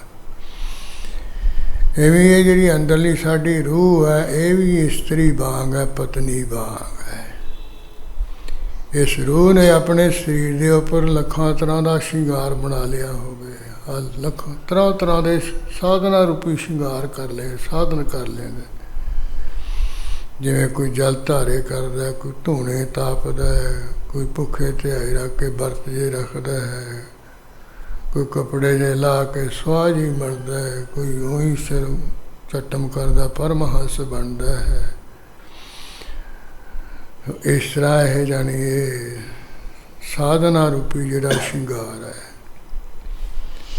ਜੇ ਕੋਈ ਕਰੇ ਤੇ ਕਹਿੰਦੇ ਕਾਰਜ ਕਾਹੀ ਨੇਤ। ਜੇ ਪਰਮੇਸ਼ਰ ਦੀ ਪ੍ਰਾਪਤੀ ਨਹੀਂ ਨਾ ਹੋਈ, ਫਿਰ ਕਿਸੇ ਕੰਮ ਨਹੀਂ ਹੈ। ਜੇ ਨਾਮ ਨਹੀਂ ਹੈਗਾ, ਫਿਰ ਵੀ ਇਹ ਸਾਧਨ ਕਿਸੇ ਕੰਮ ਨਹੀਂ ਹੈਗੇ। ਜਿਵੇਂ ਏਕਾ ਅਸੀਂ ਪਹਿਲਾਂ ਨਾਂ ਲਿਖੀਏ, ਤੇ ਏਕੇ ਤੋਂ ਬਗੈਰ ਪਹਿਲਾਂ ਅਸੀਂ ਬਿੰਦੀਆਂ ਲਿਖੀ ਜਾਈਏ, ਜ਼ੀਰੋ ਲਿਖੀ ਜਾਈਏ, ਸਿਫਰਾਂ ਲਿਖੀ ਜਾਈਏ, ਕੋਈ ਗਿਣਤੀ ਆਉਂਦੀ ਹੈ? ਸਾਰੀਆਂ ਬਿੰਦੀਆਂ, ਸਾਰੀਆਂ ਸਿਫਰਾਂ ਨਿਸ਼ਫਲ। ਜੇ ਪਹਿਲਾਂ ਏਕਾ ਲਿਖਿਆ, ਫਿਰ ਜਿੰਨੀਆਂ ਮਰਜ਼ੀ ਤੁਸੀਂ ਸਿਫਰਾਂ ਲਾਓ, 1 ਲਾਓਗੇ ਏਕਾ 1 ਦੀ ਗਿਣਤੀ ਨਹੀਂ, ਉਹ 10 ਦੀ ਗਿਣਤੀ ਦੇਊਗਾ। ਜੇ 1 ਸਿਫਰ ਹੋਰ ਲਾ ਲਿਆ, ਫਿਰ ਉਹੀ ਏਕਾ 10 ਦੀ ਨਹੀਂ 100 ਦੀ ਗਿਣਤੀ ਆਊ ਦੇਊਗਾ। ਹੈ ਏਕਾ ਹੀ ਉਹ, ਪਹਿਲਾਂ ਇਕੱਲਾ 1 ਸੀ, ਜਦੋਂ ਬਿੰਦੀ ਲਾਤੀ ਉਹਦੀ ਕੀਮਤ ਵੱਧ ਗਈ 10 ਗੁਣਾ। 1 ਹੋਰ ਲੱਗ ਗਈ 10 ਗੁਣਾ ਹੋਰ ਉਹਦੀ ਕੀਮਤ ਇੱਕ ਦੀ ਵੱਧ ਗਈ। ਇਹ ਉਹ ਗੱਲ ਹੈ, ਪਰਮੇਸ਼ਰ ਦਾ ਨਾਮ ਹੈ ਏਕੇ ਬਾਗ। ਇਹਦੇ ਨਾਲ ਤੁਸੀਂ ਬਾਕੀ ਸਾਧਨ ਕਰ ਲਓ ਨਾ, ਕੋਈ ਯੋਗ ਸਾਧਨ ਕਰ ਲਓ, ਕੁਝ ਵੀ ਕਰ ਲਓ, ਉਹ ਫਿਰ ਉਹਦਾ 10 ਗੁਣਾ ਫਲ ਵੱਧ ਦਿੰਦੇ ਆ, ਬੱਲੇ ਬੱਲੇ ਵੱਧ ਕਰਾਉਂਦੇ ਉਹ ਸਾਧਨ ਨਾਲ। ਜੇ ਏਕਾ ਨਹੀਂ ਹੈ, ਨਾਮ ਨਹੀਂ ਹੈ, ਫਿਰ ਬਾਕੀ ਹੋਏ ਨਹੀਂ ਹੈ। ਠੀਕ ਹੈ ਵੀ ਉਹ ਜਿਹੜਾ ਕੋਈ ਉਹਨਾਂ ਨੇ ਸਾਧਨ ਕੀਤੇ, ਉਹਨਾਂ ਦਾ ਥੋੜ੍ਹਾ ਬਹੁਤਾ ਤਾਂ ਉਹ ਫਲ ਉਹਨਾਂ ਨੂੰ ਮਿਲਦਾ ਹੀ ਹੈ ਨਾ। ਜਿਵੇਂ ਕਿਸੇ ਨੇ ਉਹ ਤਰਾਟਕ ਸਾਧਨ ਕਰਕੇ ਸਿੱਧੀ ਹਾਸਲ ਕਰ ਲਈ ਸੀ। ਜ਼ਿਮੀਂਦਾਰ ਘੋੜੇ ਦੀ ਉੱਪਰ ਚੜ੍ਹਿਆ ਜਾ ਰਿਹਾ ਸੀ, ਉਹ ਬੈਠਾ ਸੀ ਤਰਾਟਕ ਸਾਧਨ ਕਰਨ ਵਾਲਾ ਸਿੱਧੀ ਵਾਲਾ। ਜਦੋਂ ਕੋਲ ਦੀ ਲੰਘਿਆ, ਜ਼ਿਮੀਂਦਾਰ ਨੂੰ ਹੁਣ ਕੀ ਪਤਾ ਹੈ ਵੀ ਇਹਨੇ ਕੋਈ ਸਾਧਨ ਕੀਤਾ, ਇਹਦੇ ਕੋਲ ਕੋਈ ਸਿੱਧੀ ਹੈਗੀ ਹੈ। ਉਹ ਕੋਲ ਦੀ ਲੰਘ ਗਿਆ, ਉਹਨੂੰ ਔਖਿਆਈ ਜੀ ਹੋਈ ਵੀ ਦੇਖੋ ਮੈਂ ਕੋਲ ਦੀ ਲੱਗਿਆ, ਮੈਨੂੰ ਇਹਨੇ ਮੱਥਾ ਨਹੀਂ ਟੇਕਿਆ ਹੈ, ਨਮਸਕਾਰ ਨਹੀਂ ਕੀਤੀ ਹੈ। ਹੁਣ ਉਹ ਜਿਹੜਾ ਤਰਾੜਕ ਸਾਧਨ ਕਰਕੇ ਸਿੱਧੀ ਪ੍ਰਾਪਤ ਕੀਤੀ ਸੀ ਵੀ ਜਾਣੀ 100 ਕਦਮ ਤੱਕ ਉਹਦੀ ਸਿੱਧੀ ਕੰਮ ਕਰਦੀ ਸੀ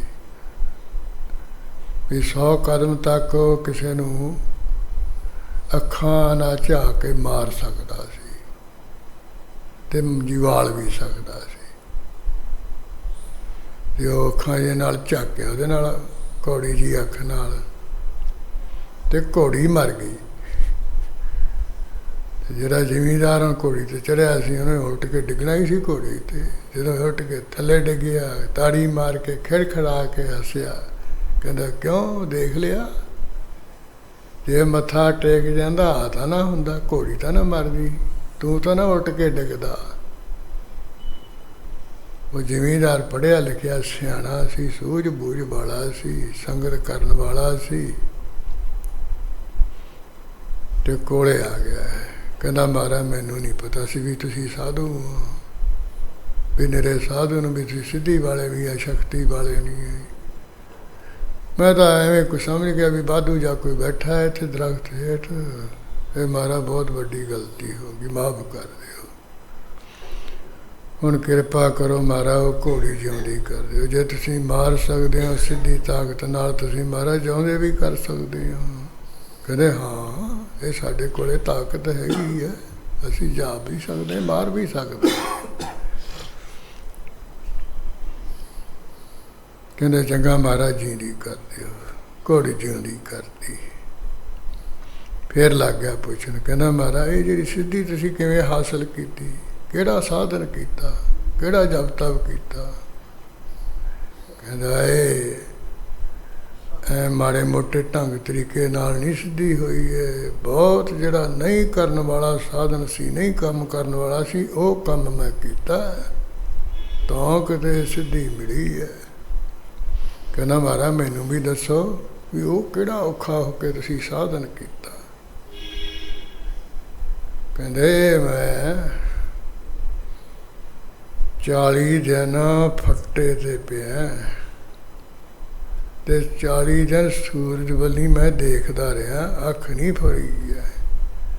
ਤੇ 40 ਦਿਨ ਮੈਂ ਹੋਰ ਕੋਈ ਰੋਟੀ ਪਾਣੀ ਨਹੀਂ ਖਾਧਾ, ਆਪਣੇ ਹੀ ਪਿਸ਼ਾਬ ਪੀਤਾ, ਆਪਣੀ ਟੱਟੀ ਖਾਧੀ ਰੋਟੀ ਦੇ ਥਾਂ।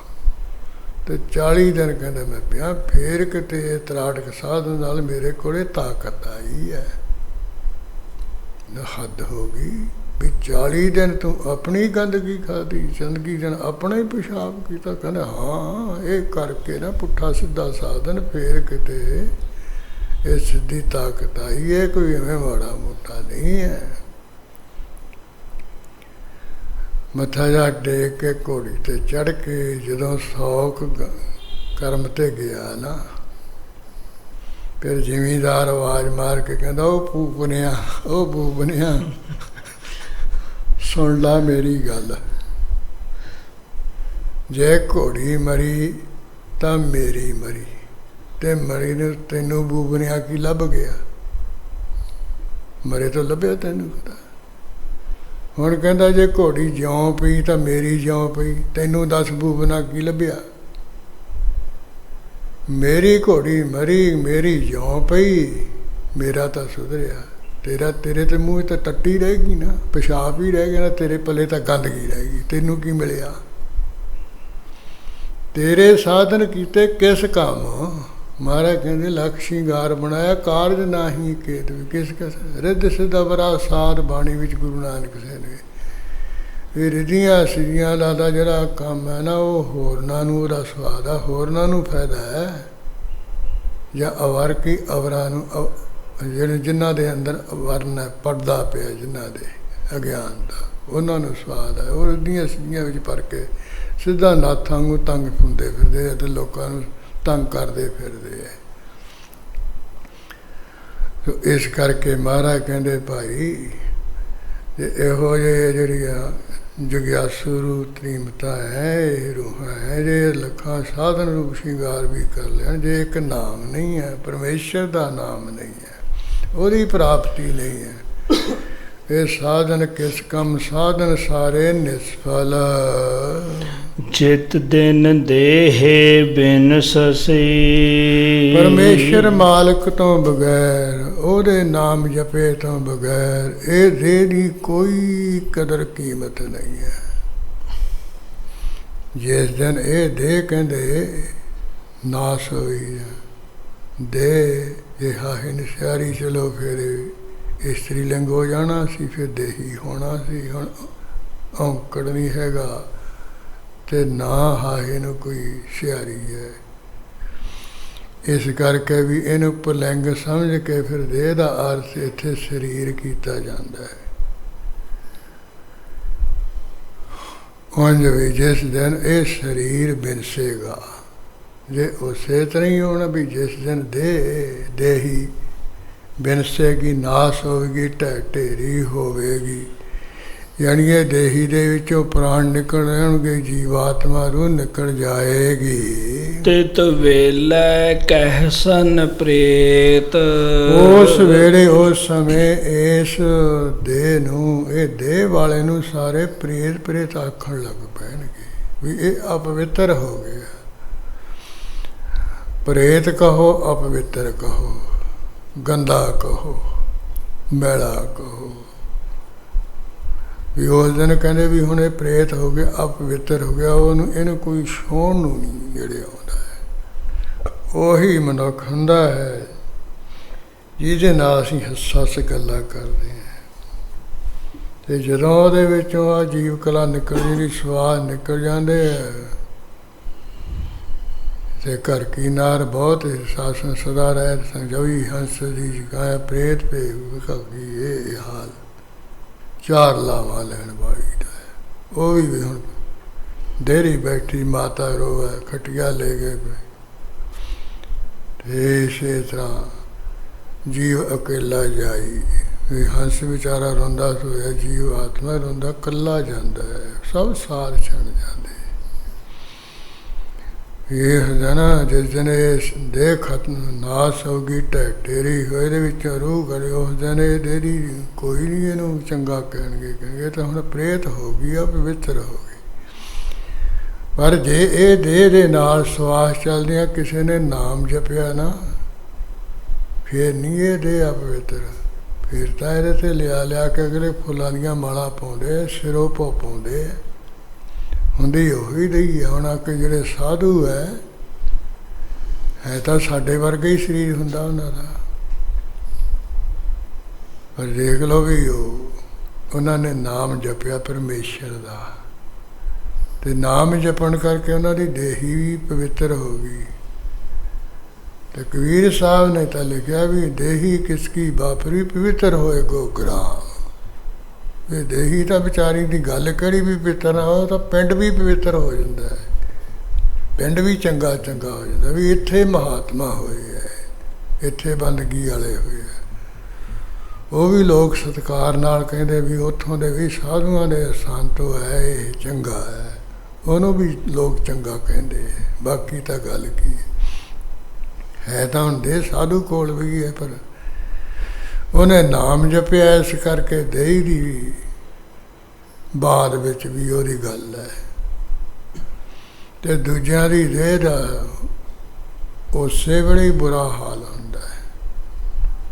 ਜਾਣੀ ਜਿੰਨਾ ਚਿਰ ਉਹ ਦੇਹ ਨੂੰ ਚੱਕ ਕੇ ਸ਼ਮਸ਼ਾਨ ਭੂਮਿਕਾ ਵਿੱਚ ਲਿਜਾ ਕੇ ਲੱਕੜਾਂ ਲਾ ਕੇ ਸਾੜਨੀ ਨਹੀਂ ਦਿੰਦਾ, ਉਹਨਾਂ ਚਿਰ ਘਰ ਦਾ ਜੀ ਜੰਦ ਟਿਕ ਕੇ ਨਹੀਂ ਬਹਿੰਦਾ ਹੈ। ਸਾਰੇ ਬੇਚੈਨ ਹੁੰਦੇ, ਛੇਤੀ ਕਰੋ। ਉਹ ਕਹਿੰਦੇ ਉਹ ਫਲਾਨਾ ਹੋਣਾ, ਫਲਾਨਾ ਉਹ ਆ ਜਾਊਗਾ, ਅੱਗੇ ਆਉਂਦਾ ਹੀ ਰਹੇ। ਜਾਣੀ ਹਫੜਾ ਦਫੜੀ ਮੱਚੀ ਹੁੰਦੀ ਹੈ। ਜੇ ਕਿਤੇ ਪਰਮੇਸ਼ਰ ਦਾ ਨਾਮ ਜਪਿਆ ਹੋਏ ਦੇਹ ਨਾਲ, ਤੇ ਫਿਰ ਉਹਨਾਂ ਨੂੰ ਕਹਿੰਦੇ ਵੀ ਦਰਸ਼ਨ ਕਰ ਲਓ ਇਸ ਚੀਜ਼ ਦੇ। ਇਹ ਆਖਰੀ ਅੰਤਮ ਦਰਸ਼ਨ ਹੈ ਸਾਧੂ ਦੇ। ਇਹ ਇੰਨਾ ਮਤਲਬ ਮਨੁੱਖ ਦੇ ਨਾਮ ਜਪਣ ਨਾਲ ਦੇਹ ਦਾ ਸਤਿਕਾਰ ਹੋ ਜਾਂਦਾ ਹੈ। ਨਹੀਂ ਤਾਂ ਫਿਰ ਆਏ ਉਹ ਜਿਵੇਂ ਆ ਕਹਤਾ ਮਾਰੇ ਤਿਤ ਬੇਲਾ ਕੈਸਨ ਪ੍ਰੇਤ। ਜੇ ਨਾਮ ਨਹੀਂ ਨਾ ਜਪਿਆ ਇਸ ਨਾਲ ਦੇਹ ਨਾਲ, ਫਿਰ ਮਰਨ ਤੋਂ ਬਾਅਦ ਦੇਹ ਨੂੰ ਅਪਰੇਤ ਕਹਿਣਗੇ, ਅਪਵਿੱਤਰ ਆਖਣਗੇ। ਇਹ ਦੇਹੀ ਹੁਣ ਅਪਵਿੱਤਰ ਹੋ ਗਈ, ਗੰਦੀ ਹੋ ਗਈ ਹੈ, ਬਦਬੂਆਂ ਮਾਰਨ ਲੱਗ ਜਾਂਦੀ ਹੈ। ਇਹ ਤਾਂ ਉਹਨਾਂ ਚਿਰ ਹੀ ਹੈ ਦੇ ਵਿੱਚੋਂ ਕਦਰ ਕੀਮਤ ਜਿੰਨਾ ਚਿਰ ਉਹ ਬੈਠਾ ਹੈ। ਜਦੋਂ ਅੰਦਰੋਂ ਨਿਕਲਿਆ ਦੇਖ ਲਓ ਕੁਝ ਘੰਟਿਆਂ ਤੋਂ ਬਾਅਦ ਇਹ ਸਰੀਰ ਵਿੱਚੋਂ ਦੁਰਗੰਧੀ ਆਉਣ ਲੱਗ ਪੈਂਦੀ ਹੈ ਅਤੇ ਕੋਲੇ ਕੋਈ ਬੈਠਣ ਨੂੰ ਜੀ ਨਹੀਂ ਕਰਦਾ ਕਿਸੇ ਦਾ ਹੈ। ਫਿਰ ਅਸੀਂ ਸੈਂਟ ਜੇ ਛੱਡਦੇ ਹਾਂ, ਕਿਤੇ ਹੋਰ ਰੂਹ ਕਿਉੜਾ ਜਿਹਾ ਲਿਆ ਕੇ ਛੱਡਦੇ ਹਾਂ ਵੀ ਉਹ ਬਦਬੂ ਨਾ ਕਿਤੇ ਫੈਲੇ। ਉਹੀ ਮਨੁੱਖ ਹੁੰਦਾ ਵੇਖ ਲਓ, ਜਦੋਂ ਅੰਦਰੋਂ ਨਿਕਲ ਜਾਏ ਬਸ ਕੋਈ ਕਦਰ ਕੀਮਤ ਨਹੀਂ। ਮਹਾਰਾਜ ਕਹਿੰਦੇ ਵੀ ਜਿਸ ਦਿਨ ਇਹ ਦੇਹ ਨਾਸ਼ ਹੋ ਜਾਏਗੀ, ਜੇ ਤੂੰ ਨਾਮ ਨਹੀਂ ਨਾ ਜਪਿਆ ਰੂਹੇ ਜਿੰਦੇ ਜਾਨੇ, ਤੇਰੀ ਦੇਹ ਨੂੰ ਸਾਰੇ ਪ੍ਰੇਤ ਆਖਣਗੇ, ਇਹਨੂੰ ਮਾੜਾ ਮਾੜਾ ਬੋਲਣਗੇ। ਪਕੜ ਚਲਾਇਨ ਦੂਤ ਜਮ, ਜਿਹੜੇ ਜਮ ਧਰਮਰਾਜ ਦੇ ਦੂਤ ਹੈ, ਧਰਮਰਾਜ ਦੇ ਜਿਹੜੇ ਭੇਜੇ ਹੋਏ ਹੈ ਦੂਤ ਕੋ ਸੇਵਕ ਕੋ, ਉਹ ਅੰਦਰਲੀ ਜਿਹੜੀ ਜੂਹ ਹੈ ਨਾ ਉਹਨੂੰ ਫੜ ਕੇ ਅੱਗੇ ਚਲਾ ਲੈ, ਅੱਗੇ ਤੋਰ ਲੈਂਦੇ ਹਨ। ਜਿਵੇਂ ਗੁਰੂ ਨਾਨਕ ਸਾਹਿਬ ਜੀ ਨੇ ਕਿਹਾ ਗਲ ਸੰਗਲ ਘੱਤ ਚਲਾਇਆ, ਵੀ ਗਲ ਵਿੱਚ ਸੰਗਲ ਪਾ ਕੇ ਅਤੇ ਅੱਗੇ ਤੋਰ ਲੈਂਦੇ। ਘੱਤ ਕਹਿ ਦਿਓ ਪਾ ਕੇ ਤੇ ਗਲ ਸੰਗਲ ਘੱਤ ਚਲਾਇਆ, ਗਲ ਵਿੱਚ ਸੰਗਲ ਪਾ ਕੇ। ਨਾਨਕ ਔਗਣ ਜੇਤਰੇ ਤੇਤੇ ਗਲੀ ਜੀਰ, ਜੇ ਗੁਣ ਹੋਣ ਤਾਂ ਮੰਨੀਏ ਨਾ ਸੇ ਭਾਈ ਸੇਵੇ, ਅੱਗਾ ਗਏ ਨਾ ਮੰਨੀਏ ਨਾ ਮਾਰ ਕੱਢੋ ਬੇਪੀਰ। ਫਿਰ ਆਹ ਹਾਲ ਹੈ ਜੇ ਨਾਮ ਨਹੀਂ ਜਪਿਆ, ਬੰਦਗੀ ਨਹੀਂ ਕੀਤੀ ਹੈ, ਕਹਿੰਦੇ ਮਾਰ ਕੇ ਕੱਢ ਦਿਓ ਬਾਹਰ। ਇਹ ਤਾਂ ਬੇਪੀਰਾ ਹੈ, ਤਾਂ ਨਗੁਰਾ ਹੈ। ਜੇ ਗੁਰੂ ਵਾਲਾ ਬਣ ਕੇ ਨਾਮ ਜਪਿਆ, ਬਾਣੀ ਪੜ੍ਹੀ ਹੈ, ਫਿਰ ਕੋਈ ਬੇਪੀਰਾ ਨਹੀਂ, ਫਿਰ ਕੋਈ ਨਹੀਂ ਕਹਿੰਦਾ ਵੀ ਇਹਨੂੰ ਕੱਢੋ, ਮਾਰ ਕੱਢ ਕੇ ਬਾਹਰ ਬੇਪੀਰ ਨੂੰ ਬਾਹਰ ਕੱਢੋ। ਇਹ ਤਾਂ ਰੇਰੇ ਦਰਗਾਹ ਕਹੈ ਨਾ ਕਹੂ, ਆਓ ਬੈਠ ਆਦਰ ਸ਼ਬਦ। ਨਾਨਕ ਧਰਮ ਐਸੇ ਚਵੈ ਕੀਤੋ ਭਵਨ ਧਰਮਰਾਜ ਕੋਲ ਵੀ ਚਲਿਆ ਜਾਏ, ਉਹ ਵੀ ਕਹਿੰਦੇ ਮੇਰਾ ਘਰ ਪਵਿੱਤਰ ਕਰਤਾ ਤੂੰ। ਅਰੇ ਕੋਈ ਨਹੀਂ ਕਹਿੰਦਾ, ਆਓ ਬੈਠ ਆਦਰ ਸ਼ਬਦ। ਇਹ ਹੈ ਪਰਮੇਸ਼ਰ ਦੇ ਨਾਮ ਜਪਣ ਨਾਲ, ਜੇ ਅਸੀਂ ਨਾਲ ਜਪਿਆ ਇਹਦਾ ਮੁੱਲ ਪੈਂਦਾ, ਇਹਦੀ ਕਦਰ ਕੀਮਤ ਹੁੰਦੀ ਹੈ। ਨਹੀਂ ਤਾਂ ਫਿਰ ਜਿਹੜੇ ਧਰਮਰਾਜ ਦੇ ਦੂਤ ਹੈ ਇਹ ਅੰਦਰਲੀ ਰੂਹ ਨੂੰ ਫੜ ਕੇ ਅੱਗੇ ਚਲਾ ਲੈਂਦੇ, ਅੱਗੇ ਤੋਰ ਲੈਂਦੇ ਹਨ। ਕਿਸੇ ਨਾ ਦੇਨੀ ਭੇਤ, ਜਿਹੜੇ ਕੋਲ ਬੈਠੇ ਹੁੰਦੇ ਨਾ ਉਹ ਕਿਸੇ ਨੂੰ ਵੀ ਉਹ ਭੇਤ ਨਹੀਂ ਦਿੰਦੇ ਹਨ ਵੀ ਕਿੱਥੇ ਲੈ ਕੇ ਚੱਲੇ ਆ ਨਾ। ਜਿਹੜੇ ਕੋਲ ਬੈਠੇ ਉਹਨਾਂ ਨੂੰ ਭੇਤ ਚੇਤ ਹਰ ਕਿਤੇ ਨਾ ਮਿਲੀ ਹੋ, ਜਾਂ ਜੇ ਪਕੜ ਚ ਲਾਇਆ। ਕਿਸੇ ਨੂੰ ਭੇਤ ਨਹੀਂ ਮਿਲਦਾ ਵੀ ਕਿੱਥੇ ਨੂੰ ਲੈ ਗਏ। ਇੰਨਾ ਕੁ ਤਾਂ ਭੇਤ ਮਿਲਦਾ ਜਦੋਂ ਉਹਦੀ ਜਾਨ ਨਿਕਲਦੀ ਨਾ ਤੇ ਉਹ ਸਰੀਰ ਕੰਬਦਾ ਹੁੰਦਾ ਹੈ ਤੇ ਉਸ ਲਬੱਟੇ 'ਚ ਲੈਂਦਾ ਤੇ ਉਹ ਤਾਂ ਠਾਂ ਜਿਹਾ ਜਦੋਂ ਸਰੀਰ ਹੁੰਦਾ, ਫਿਰ ਕਹਿੰਦੇ ਵੀ ਜਾਨ ਬੜੀ ਔਖੀ ਹੋ ਕੇ ਨਿਕਲਦੀ ਹੈ। ਬਾਕੀ ਜਿਹੜੀ ਜਾਨ ਜਦੋਂ ਨਿਕਾਲ ਕੇ ਲੈ ਜਾਂਦੇ ਉਹ ਨਹੀਂ ਦਿਸਦੀ ਹੈ, ਨਾ ਉਹ ਜਿਹੜੇ ਕੱਢ ਕੇ ਲਿਜਾਣ ਵਾਲੇ ਹੁੰਦੇ ਉਹ ਦਿਸਦੇ ਹੈ। ਇਸ ਕਰਕੇ ਕਹਿੰਦੇ ਉਹ ਕਿਸੇ ਨੂੰ ਭੇਤ ਨਹੀਂ ਦਿੰਦੇ ਹਨ ਵੀ ਕਿੱਥੇ ਲੈ ਕੇ ਚੱਲੇ ਹਾਂ। ਨਾ ਉਹ ਨਹੀਂ ਪਤਾ ਹੁੰਦਾ, ਭੇਤ ਹੁੰਦਾ ਵੀ ਹੁਣ ਮੈਨੂੰ ਕਿੱਥੇ ਲੈ ਕੇ ਜਾਣਗੇ। ਉਹ ਤਾਂ ਜਿਹੋ ਜਿਹਾ ਸਭਨਾ ਕਾ ਦਰ ਲੇਖਾ ਹੋਏ, ਉਹ ਧਰਮਰਾਜ ਕੋਲ ਜਾ ਕੇ ਸਾਰਿਆਂ ਦਾ ਹਿਸਾਬ ਕਿਤਾਬ ਹੁੰਦਾ। ਜਿਹੋ ਜਿਹਾ ਉਹਨੇ ਜ਼ਿੰਦਗੀ ਵਿੱਚ ਕੀਤਾ ਹੁੰਦਾ, ਉਹੋ ਜਿਹਾ ਫਿਰ ਸਰੀਰ ਦੇ ਕੇ ਉਹਦਾ ਦੁੱਖ ਸੁੱਖ ਉਹਨੂੰ ਭੁਗਤਾਇਆ ਜਾਂਦਾ ਹੈ। ਉਂਝ ਕੋਈ ਭੇਤ ਨਹੀਂ ਮਿਲਦਾ ਹੈ। ਛੱਡ ਖੜੋਤੇ ਖਿਨੈ ਮਾਹੇ, ਜਿਨ੍ਹਾਂ ਨੂੰ ਇਹ ਆਪਣੇ ਆਪਣੇ ਕਹਿੰਦਾ ਸੀ ਨਾ, ਮੇਰੇ ਪੁੱਤਰ, ਮੇਰੀਆਂ ਧੀਆਂ, ਮੇਰੇ ਸਾਕ ਸੰਬੰਧੀ, ਮੇਰੇ ਮਿੱਤਰ ਦੋਸਤ, ਮੇਰਾ ਧਨ, ਮੇਰੀ ਜ਼ਮੀਨ ਜਾਇਦਾਦ, ਕਹਿੰਦੇ ਸਾਰੇ ਜਿਹੜੇ ਸਾਕ ਸੰਬੰਧੀ ਮਿੱਤਰ ਦੋਸਤ ਧੀਆਂ ਪੁੱਤਰ ਇੱਕ ਖਿਨ ਵੇਚੀ। ਜਦੋਂ ਅੰਦਰੋਂ ਜਾਨ ਨਿਕਲ ਜਾਂਦੀ ਨਾ, ਛੱਡ ਕੇ ਕਹਿੰਦੇ ਪਰੇ ਖੜੇ ਹੋ ਜਾਂਦੇ ਹੈ, ਕੋਈ ਨਹੀਂ ਨੇੜੇ ਦੇ ਢੁਕਦਾ ਹੈ। ਜਿਨ ਸਿਓ ਲੱਗਾ ਹੇਤ, ਜਿਨ੍ਹਾਂ ਨਾਲ ਇਹਦਾ ਬੜਾ ਹੇਤ ਲੱਗਾ ਸੀ, ਬੜਾ ਪ੍ਰੇਮ ਲੱਗਾ ਸੀ ਵੀ ਇਹ ਮੇਰੇ ਆਪਣੇ ਹੈ, ਇਹ ਮੇਰੇ ਹੈ।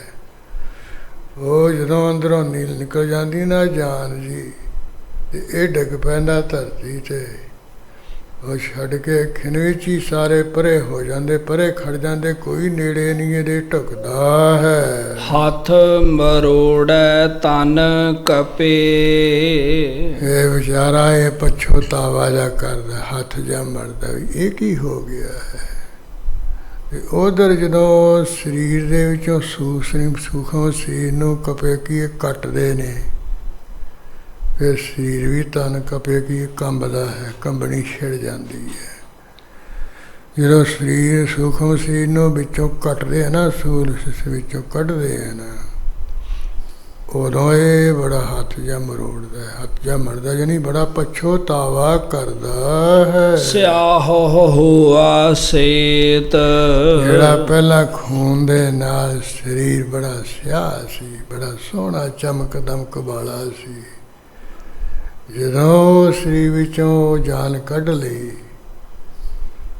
ਤੇ ਬਸ ਕਹਿੰਦੇ ਸਿਆਹ ਹੋਆ ਸੇਤ, ਖੂਨ ਸੁੱਕ ਜਾਂਦਾ, ਫਿਰ ਸਿਆਹ ਤੋਂ ਸੇਤ ਹੋਦਾ ਬੱਗਾ ਫੂਸ ਹੋ ਜਾਂਦਾ, ਖੂਨ ਪਾਣੀ ਪਾਣੀ ਬਣ ਜਾਂਦਾ, ਇਹ ਸਰੀਰ ਚਿੱਟਾ ਜਾ ਹੋ ਜਾਂਦਾ ਹੈ। ਜਿਹਾ ਬੀਜੈ ਸੋ ਲੁਣੈ, ਇਹ ਅੱਗੇ ਜਾ ਕੇ ਜਿਹੋ ਜਿਹਾ ਨੇ ਬੀਜ ਬੀਜਿਆ ਹੁੰਦਾ ਨਾ, ਜਿਹੋ ਜਿਹਾ ਨੇ ਆ ਸਰੀਰ ਨਾਲ ਕਰਮ ਕੀਤਾ ਹੁੰਦਾ, ਉਹੀ ਜਿਹਾ ਇਹਦਾ ਫਲ ਇਹ ਕਹਿੰਦੇ ਵੱਢਦਾ ਲੁਣਾ, ਵੱਢਦਾ ਉਹੀ ਜਿਹਾ ਦੁੱਖ ਸੁੱਖ ਇਹ ਭੋਗਦਾ ਜੀਵ।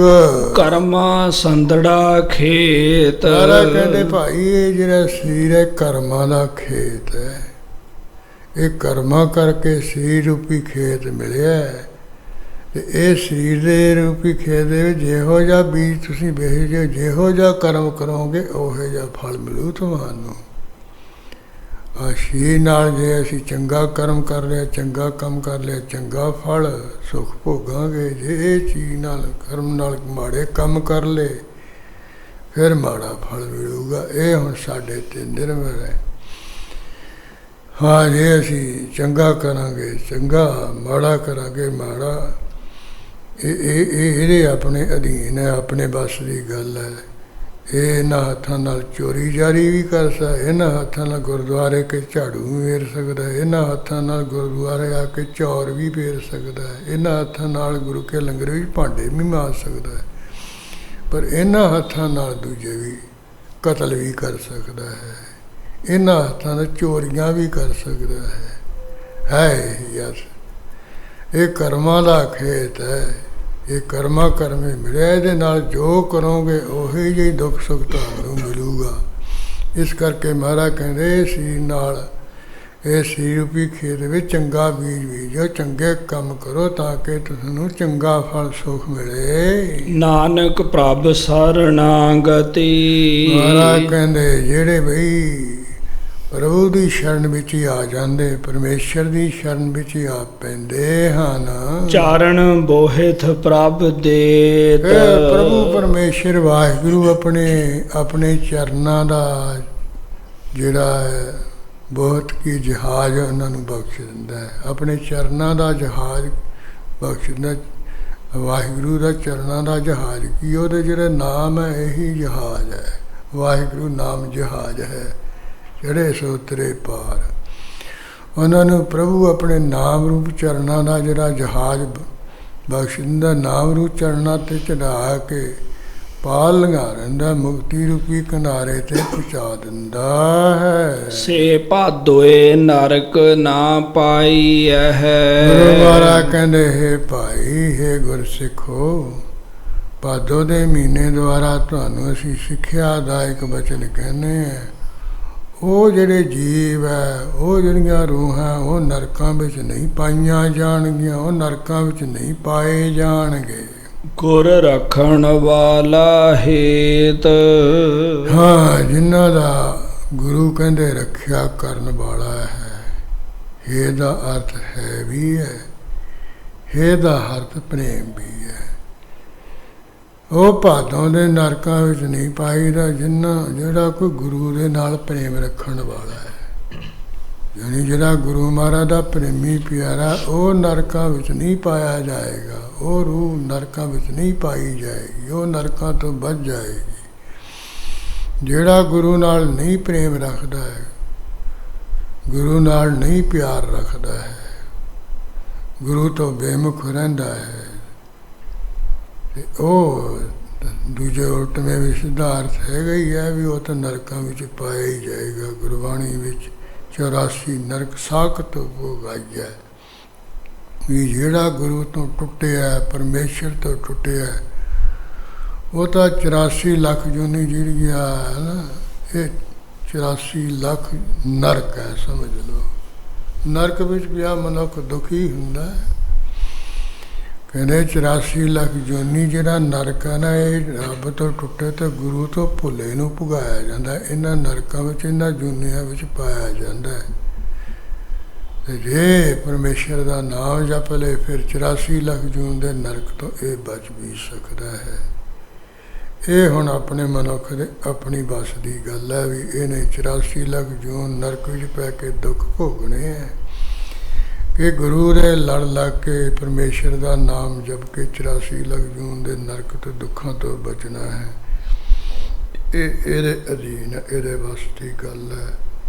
ਪਈ ਪ੍ਰਾਪਤ ਮਾਨਕ ਦੇ ਮਰੀਆ ਗੋਬਿੰਦ ਮਿਲਣ ਕੀ ਹੈ ਤੇਰੀ ਬਰੀਆ ਅਵਰ ਕਾਜ ਤੇਰਾ ਕਿਤੇ ਨ ਕਾਮ ਮਿਲ ਸਾਧ ਸੰਗਤ ਭਜ ਕੇਵਲ ਨਾਮ ਸਰੰਗ ਜਾਮ ਲਾਗ ਭਵ ਜਲ ਤਰਨ ਕੈ ਜਨਮ ਬਿਰਥਾ ਜਾਤ ਰੰਗ ਮਾਇਆ ਕਹਿ। ਵੀ ਮਾਇਆ ਦੇ ਰੰਗ ਵਿੱਚ ਮਨੁੱਖ ਦਾ ਜਿਹੜਾ ਇਹ ਜਨਮ ਐਵੇਂ ਨਿਸ਼ਫਲ ਚਲਿਆ ਜਾਂਦਾ ਹੈ। ਤੇ ਜੇ ਚਲੋ ਆ ਵੀ ਜਾਵੇ ਮਾਇਆ ਕੋਈ ਬਹੁਤੀ, ਫਿਰ ਮਾਇਆ ਕੀ ਸੋਭਾ 4 ਦਿਹਾੜੇ ਹੈ। ਜਿੰਨਾ ਚਿਰ ਮਾਇਆ ਹੈਗੀ ਓਨਾ ਚਿਰ ਸੋਭਾ ਹੈ, ਤੇ ਮਾਇਆ ਜਦੋਂ ਚਲੀ ਗਈ ਫਿਰ ਕੋਈ ਨਹੀਂ। ਇਹ ਤਾਂ ਪਰਸੂ ਪਰਸਾ ਪਰਸਰਾਮ ਜੇ ਮਾਇਆ ਕੇ 3 काम ਨਾਮ ਹੈ ਲਿਖੇ ਕਿਸੇ ਵਿਦਵਾਨ ਨੇ। ਮਾਇਆ ਪੁਨਰੂਪ ਕਰਮ ਕਰਕੇ ਮਨੁੱਖ ਕੋਲ ਆਉਂਦੀ ਹੈ। ਜਦੋਂ ਪੁਨਰੂਪ ਕਰਮ ਖਤਮ ਹੋ ਜਾਂਦੇ ਮਾਇਆ ਚਲੀ ਜਾਂਦੀ, ਫਿਰ ਉਹ ਜਿਹਾ ਨੰਗ ਬਲੰਗ। ਪਰ ਜੇ ਇਹਨੇ ਮਾਇਆ ਦਾ ਖਹਿੜਾ ਛੱਡ ਕੇ ਧਰਮ ਦੀ ਕਿਰਤ ਕਰਕੇ ਵੰਡ ਕੇ ਛਕਿਆ ਹੋਵੇ, ਨਾਲ ਨਾਮ ਜਪਿਆ ਹੋਵੇ, ਬਾਣੀ ਪੜ੍ਹੀ ਹੋਏ, ਫਿਰ ਇਹਦਾ ਸਭ ਕੁਛ ਹੀ ਨਾਲ ਜਾਂਦਾ ਹੈ। ਇਹ ਤਾਂ ਜੈ ਮਾਰ ਕੇ ਗਨ ਜਾਏ ਨਾ ਕੋਸਾ, ਹਰ ਕਾ ਨਾਮ ਉਹਾਂ ਸੰਗ ਤੋਸਾ। ਵੀ ਜਿਹੜੇ ਕੋ ਨਹੀਂ ਨਾ ਗਿਣੇ ਜਾਂਦੇ ਨੇ, ਜੇ ਪਰਮੇਸ਼ਰ ਦਾ ਨਾਮ ਜਪਿਆ ਕਹਿੰਦੇ ਇਹਦੇ ਨਾਲ ਕਹਿੰਦੇ ਉਹ ਤੋਸਾ ਹੈ। ਜਿਵੇਂ ਕੋਈ ਯਾਤਰਾ 'ਤੇ ਜਾਵੇ, ਉਹਦੇ ਕੋਲ ਚੰਗਾ ਖੁੱਲ੍ਹਾ ਖਰਚਾ ਹੋਵੇ, ਖੁੱਲ੍ਹੇ ਰੁਪਈਏ ਲੈਣ ਹੋਣ, ਫਿਰ ਸਾਰੀਆਂ ਸਹੂਲਤਾਂ ਪ੍ਰਦਾਨ ਹੈ ਹਾਸਲ ਹੁੰਦੀਆਂ। ਜਾਂ ਤੋਸਾ ਭੋਜਨ, ਸਨਿਗਤ ਭੋਜਨ, ਜਿਵੇਂ ਆ ਘਿਓ ਪੂਜਾ ਪਾ ਕੇ ਨਾ ਖੁੱਲ੍ਹਾ ਡੁੱਲਾ ਵਿੱਚ ਖੰਡ ਸ਼ੱਕਰ ਸ਼ੁਕਰੀ ਪਾ ਕੇ ਚੂਰੀ ਕੁੱਟੀ ਹੋਵੇ। ਇੱਕ ਤਾਂ ਹੁੰਦਾ ਨਾ ਵੀ ਮਾੜਾ ਮੋਟਾ ਜਿਹਾ ਗੁੜ ਗੁੜ ਜਿਹਾ ਸ਼ੱਕਰ ਜਿਹਾ ਪਾ ਕੇ ਰੋਟੀ ਕੁੱਟੀ ਹੋਈ। ਇੱਕ ਹੁੰਦਾ ਵੀ ਖੁੱਲ੍ਹਾ ਘਿਓ ਪਾ ਕੇ ਕੁੱਟੀ ਹੋਈ ਹੈ। ਖੁੱਲ੍ਹਾ ਘਿਓ ਜਾਣੀ ਜਦੋਂ ਮਨੁੱਖ ਕੋਈ ਖਾਂਦਾ ਉਹਦੇ ਵਿੱਚੋਂ ਘਿਓ ਨਿਚੜੇ, ਉਹਨੂੰ ਤੋਸਾ ਕਹਿ ਦਿੰਦੇ। ਇੱਕ ਹੁੰਦਾ ਤਹਿ ਤੋੜ, ਉਹਦੀ ਵੀ ਚੂਰੀ ਬਣੀ, ਉਹਦਾ ਵੀ ਇੱਕ ਤੋਸਾ ਬਣਿਆ ਹੁੰਦਾ ਹੈ। ਉਹ ਵੀ ਜਿਹੜਾ ਆਟਾ ਹੈ ਉਹ ਘਿਓ ਦੇ ਵਿੱਚ ਹੀ ਗੁੰਨਣਾ।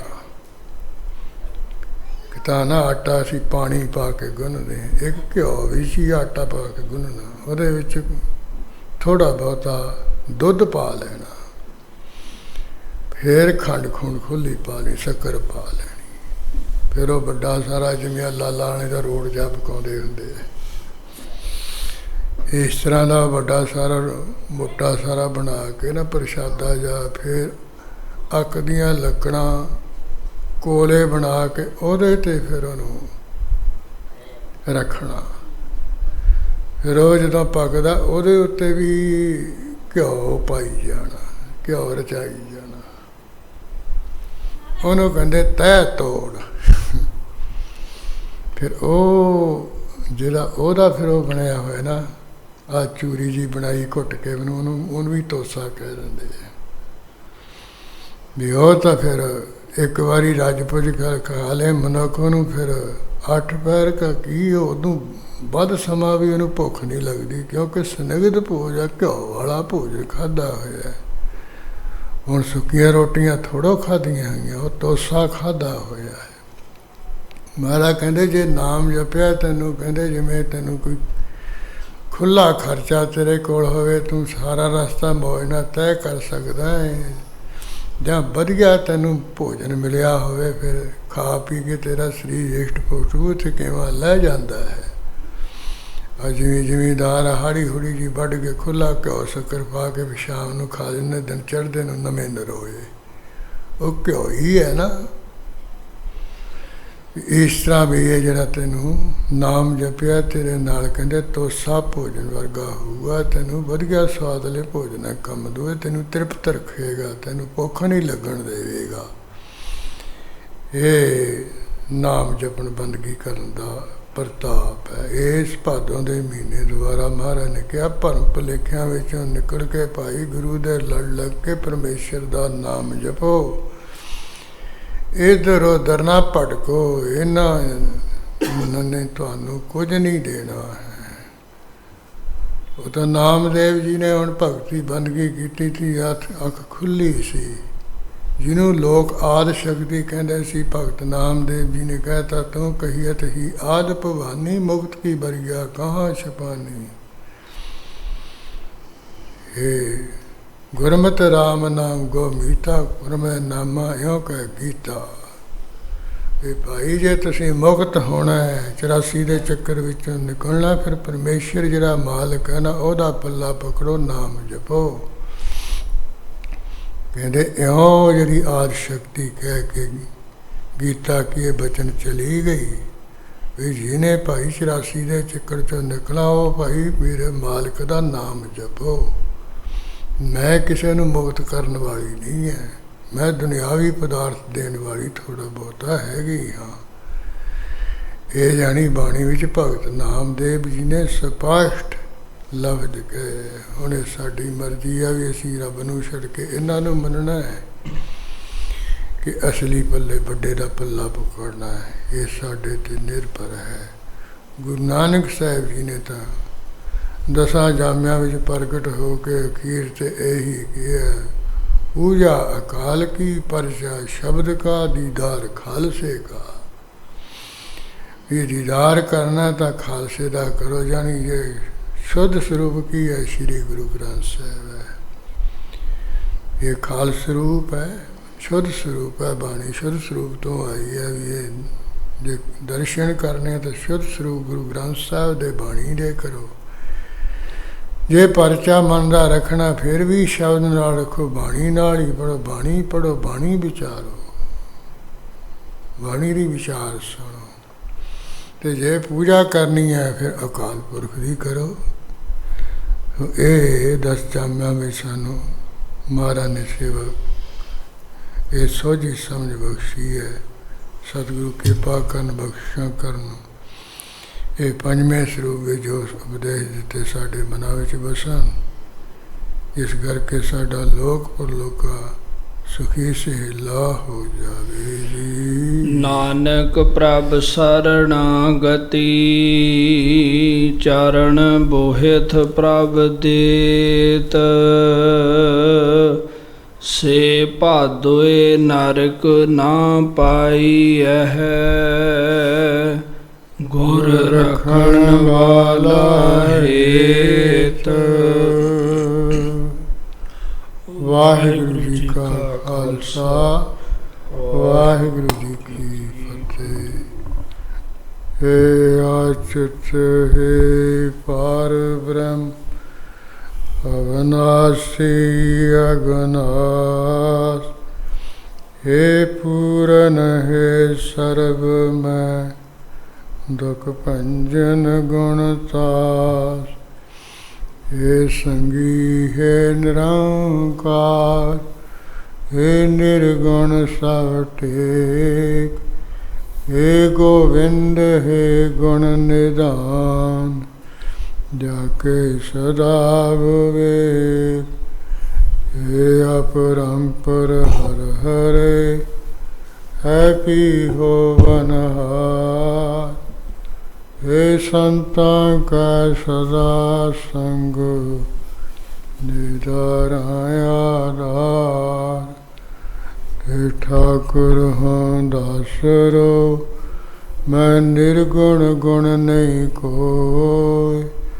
नानक दीजै नाम दान रखो हिय परोय। आए प्रभ शरणागति कृपा निध दयाल। एक अखर हर मन वसत नानक होत निहाल। वाहिगुरु नाम जहाज है चढ़े सो तरे पार। जो सरदा कर सेवंदे पारे उचारण हार। जो सरदा कर सेवंदे पारे उचारण हार। तुम ठाकुर चम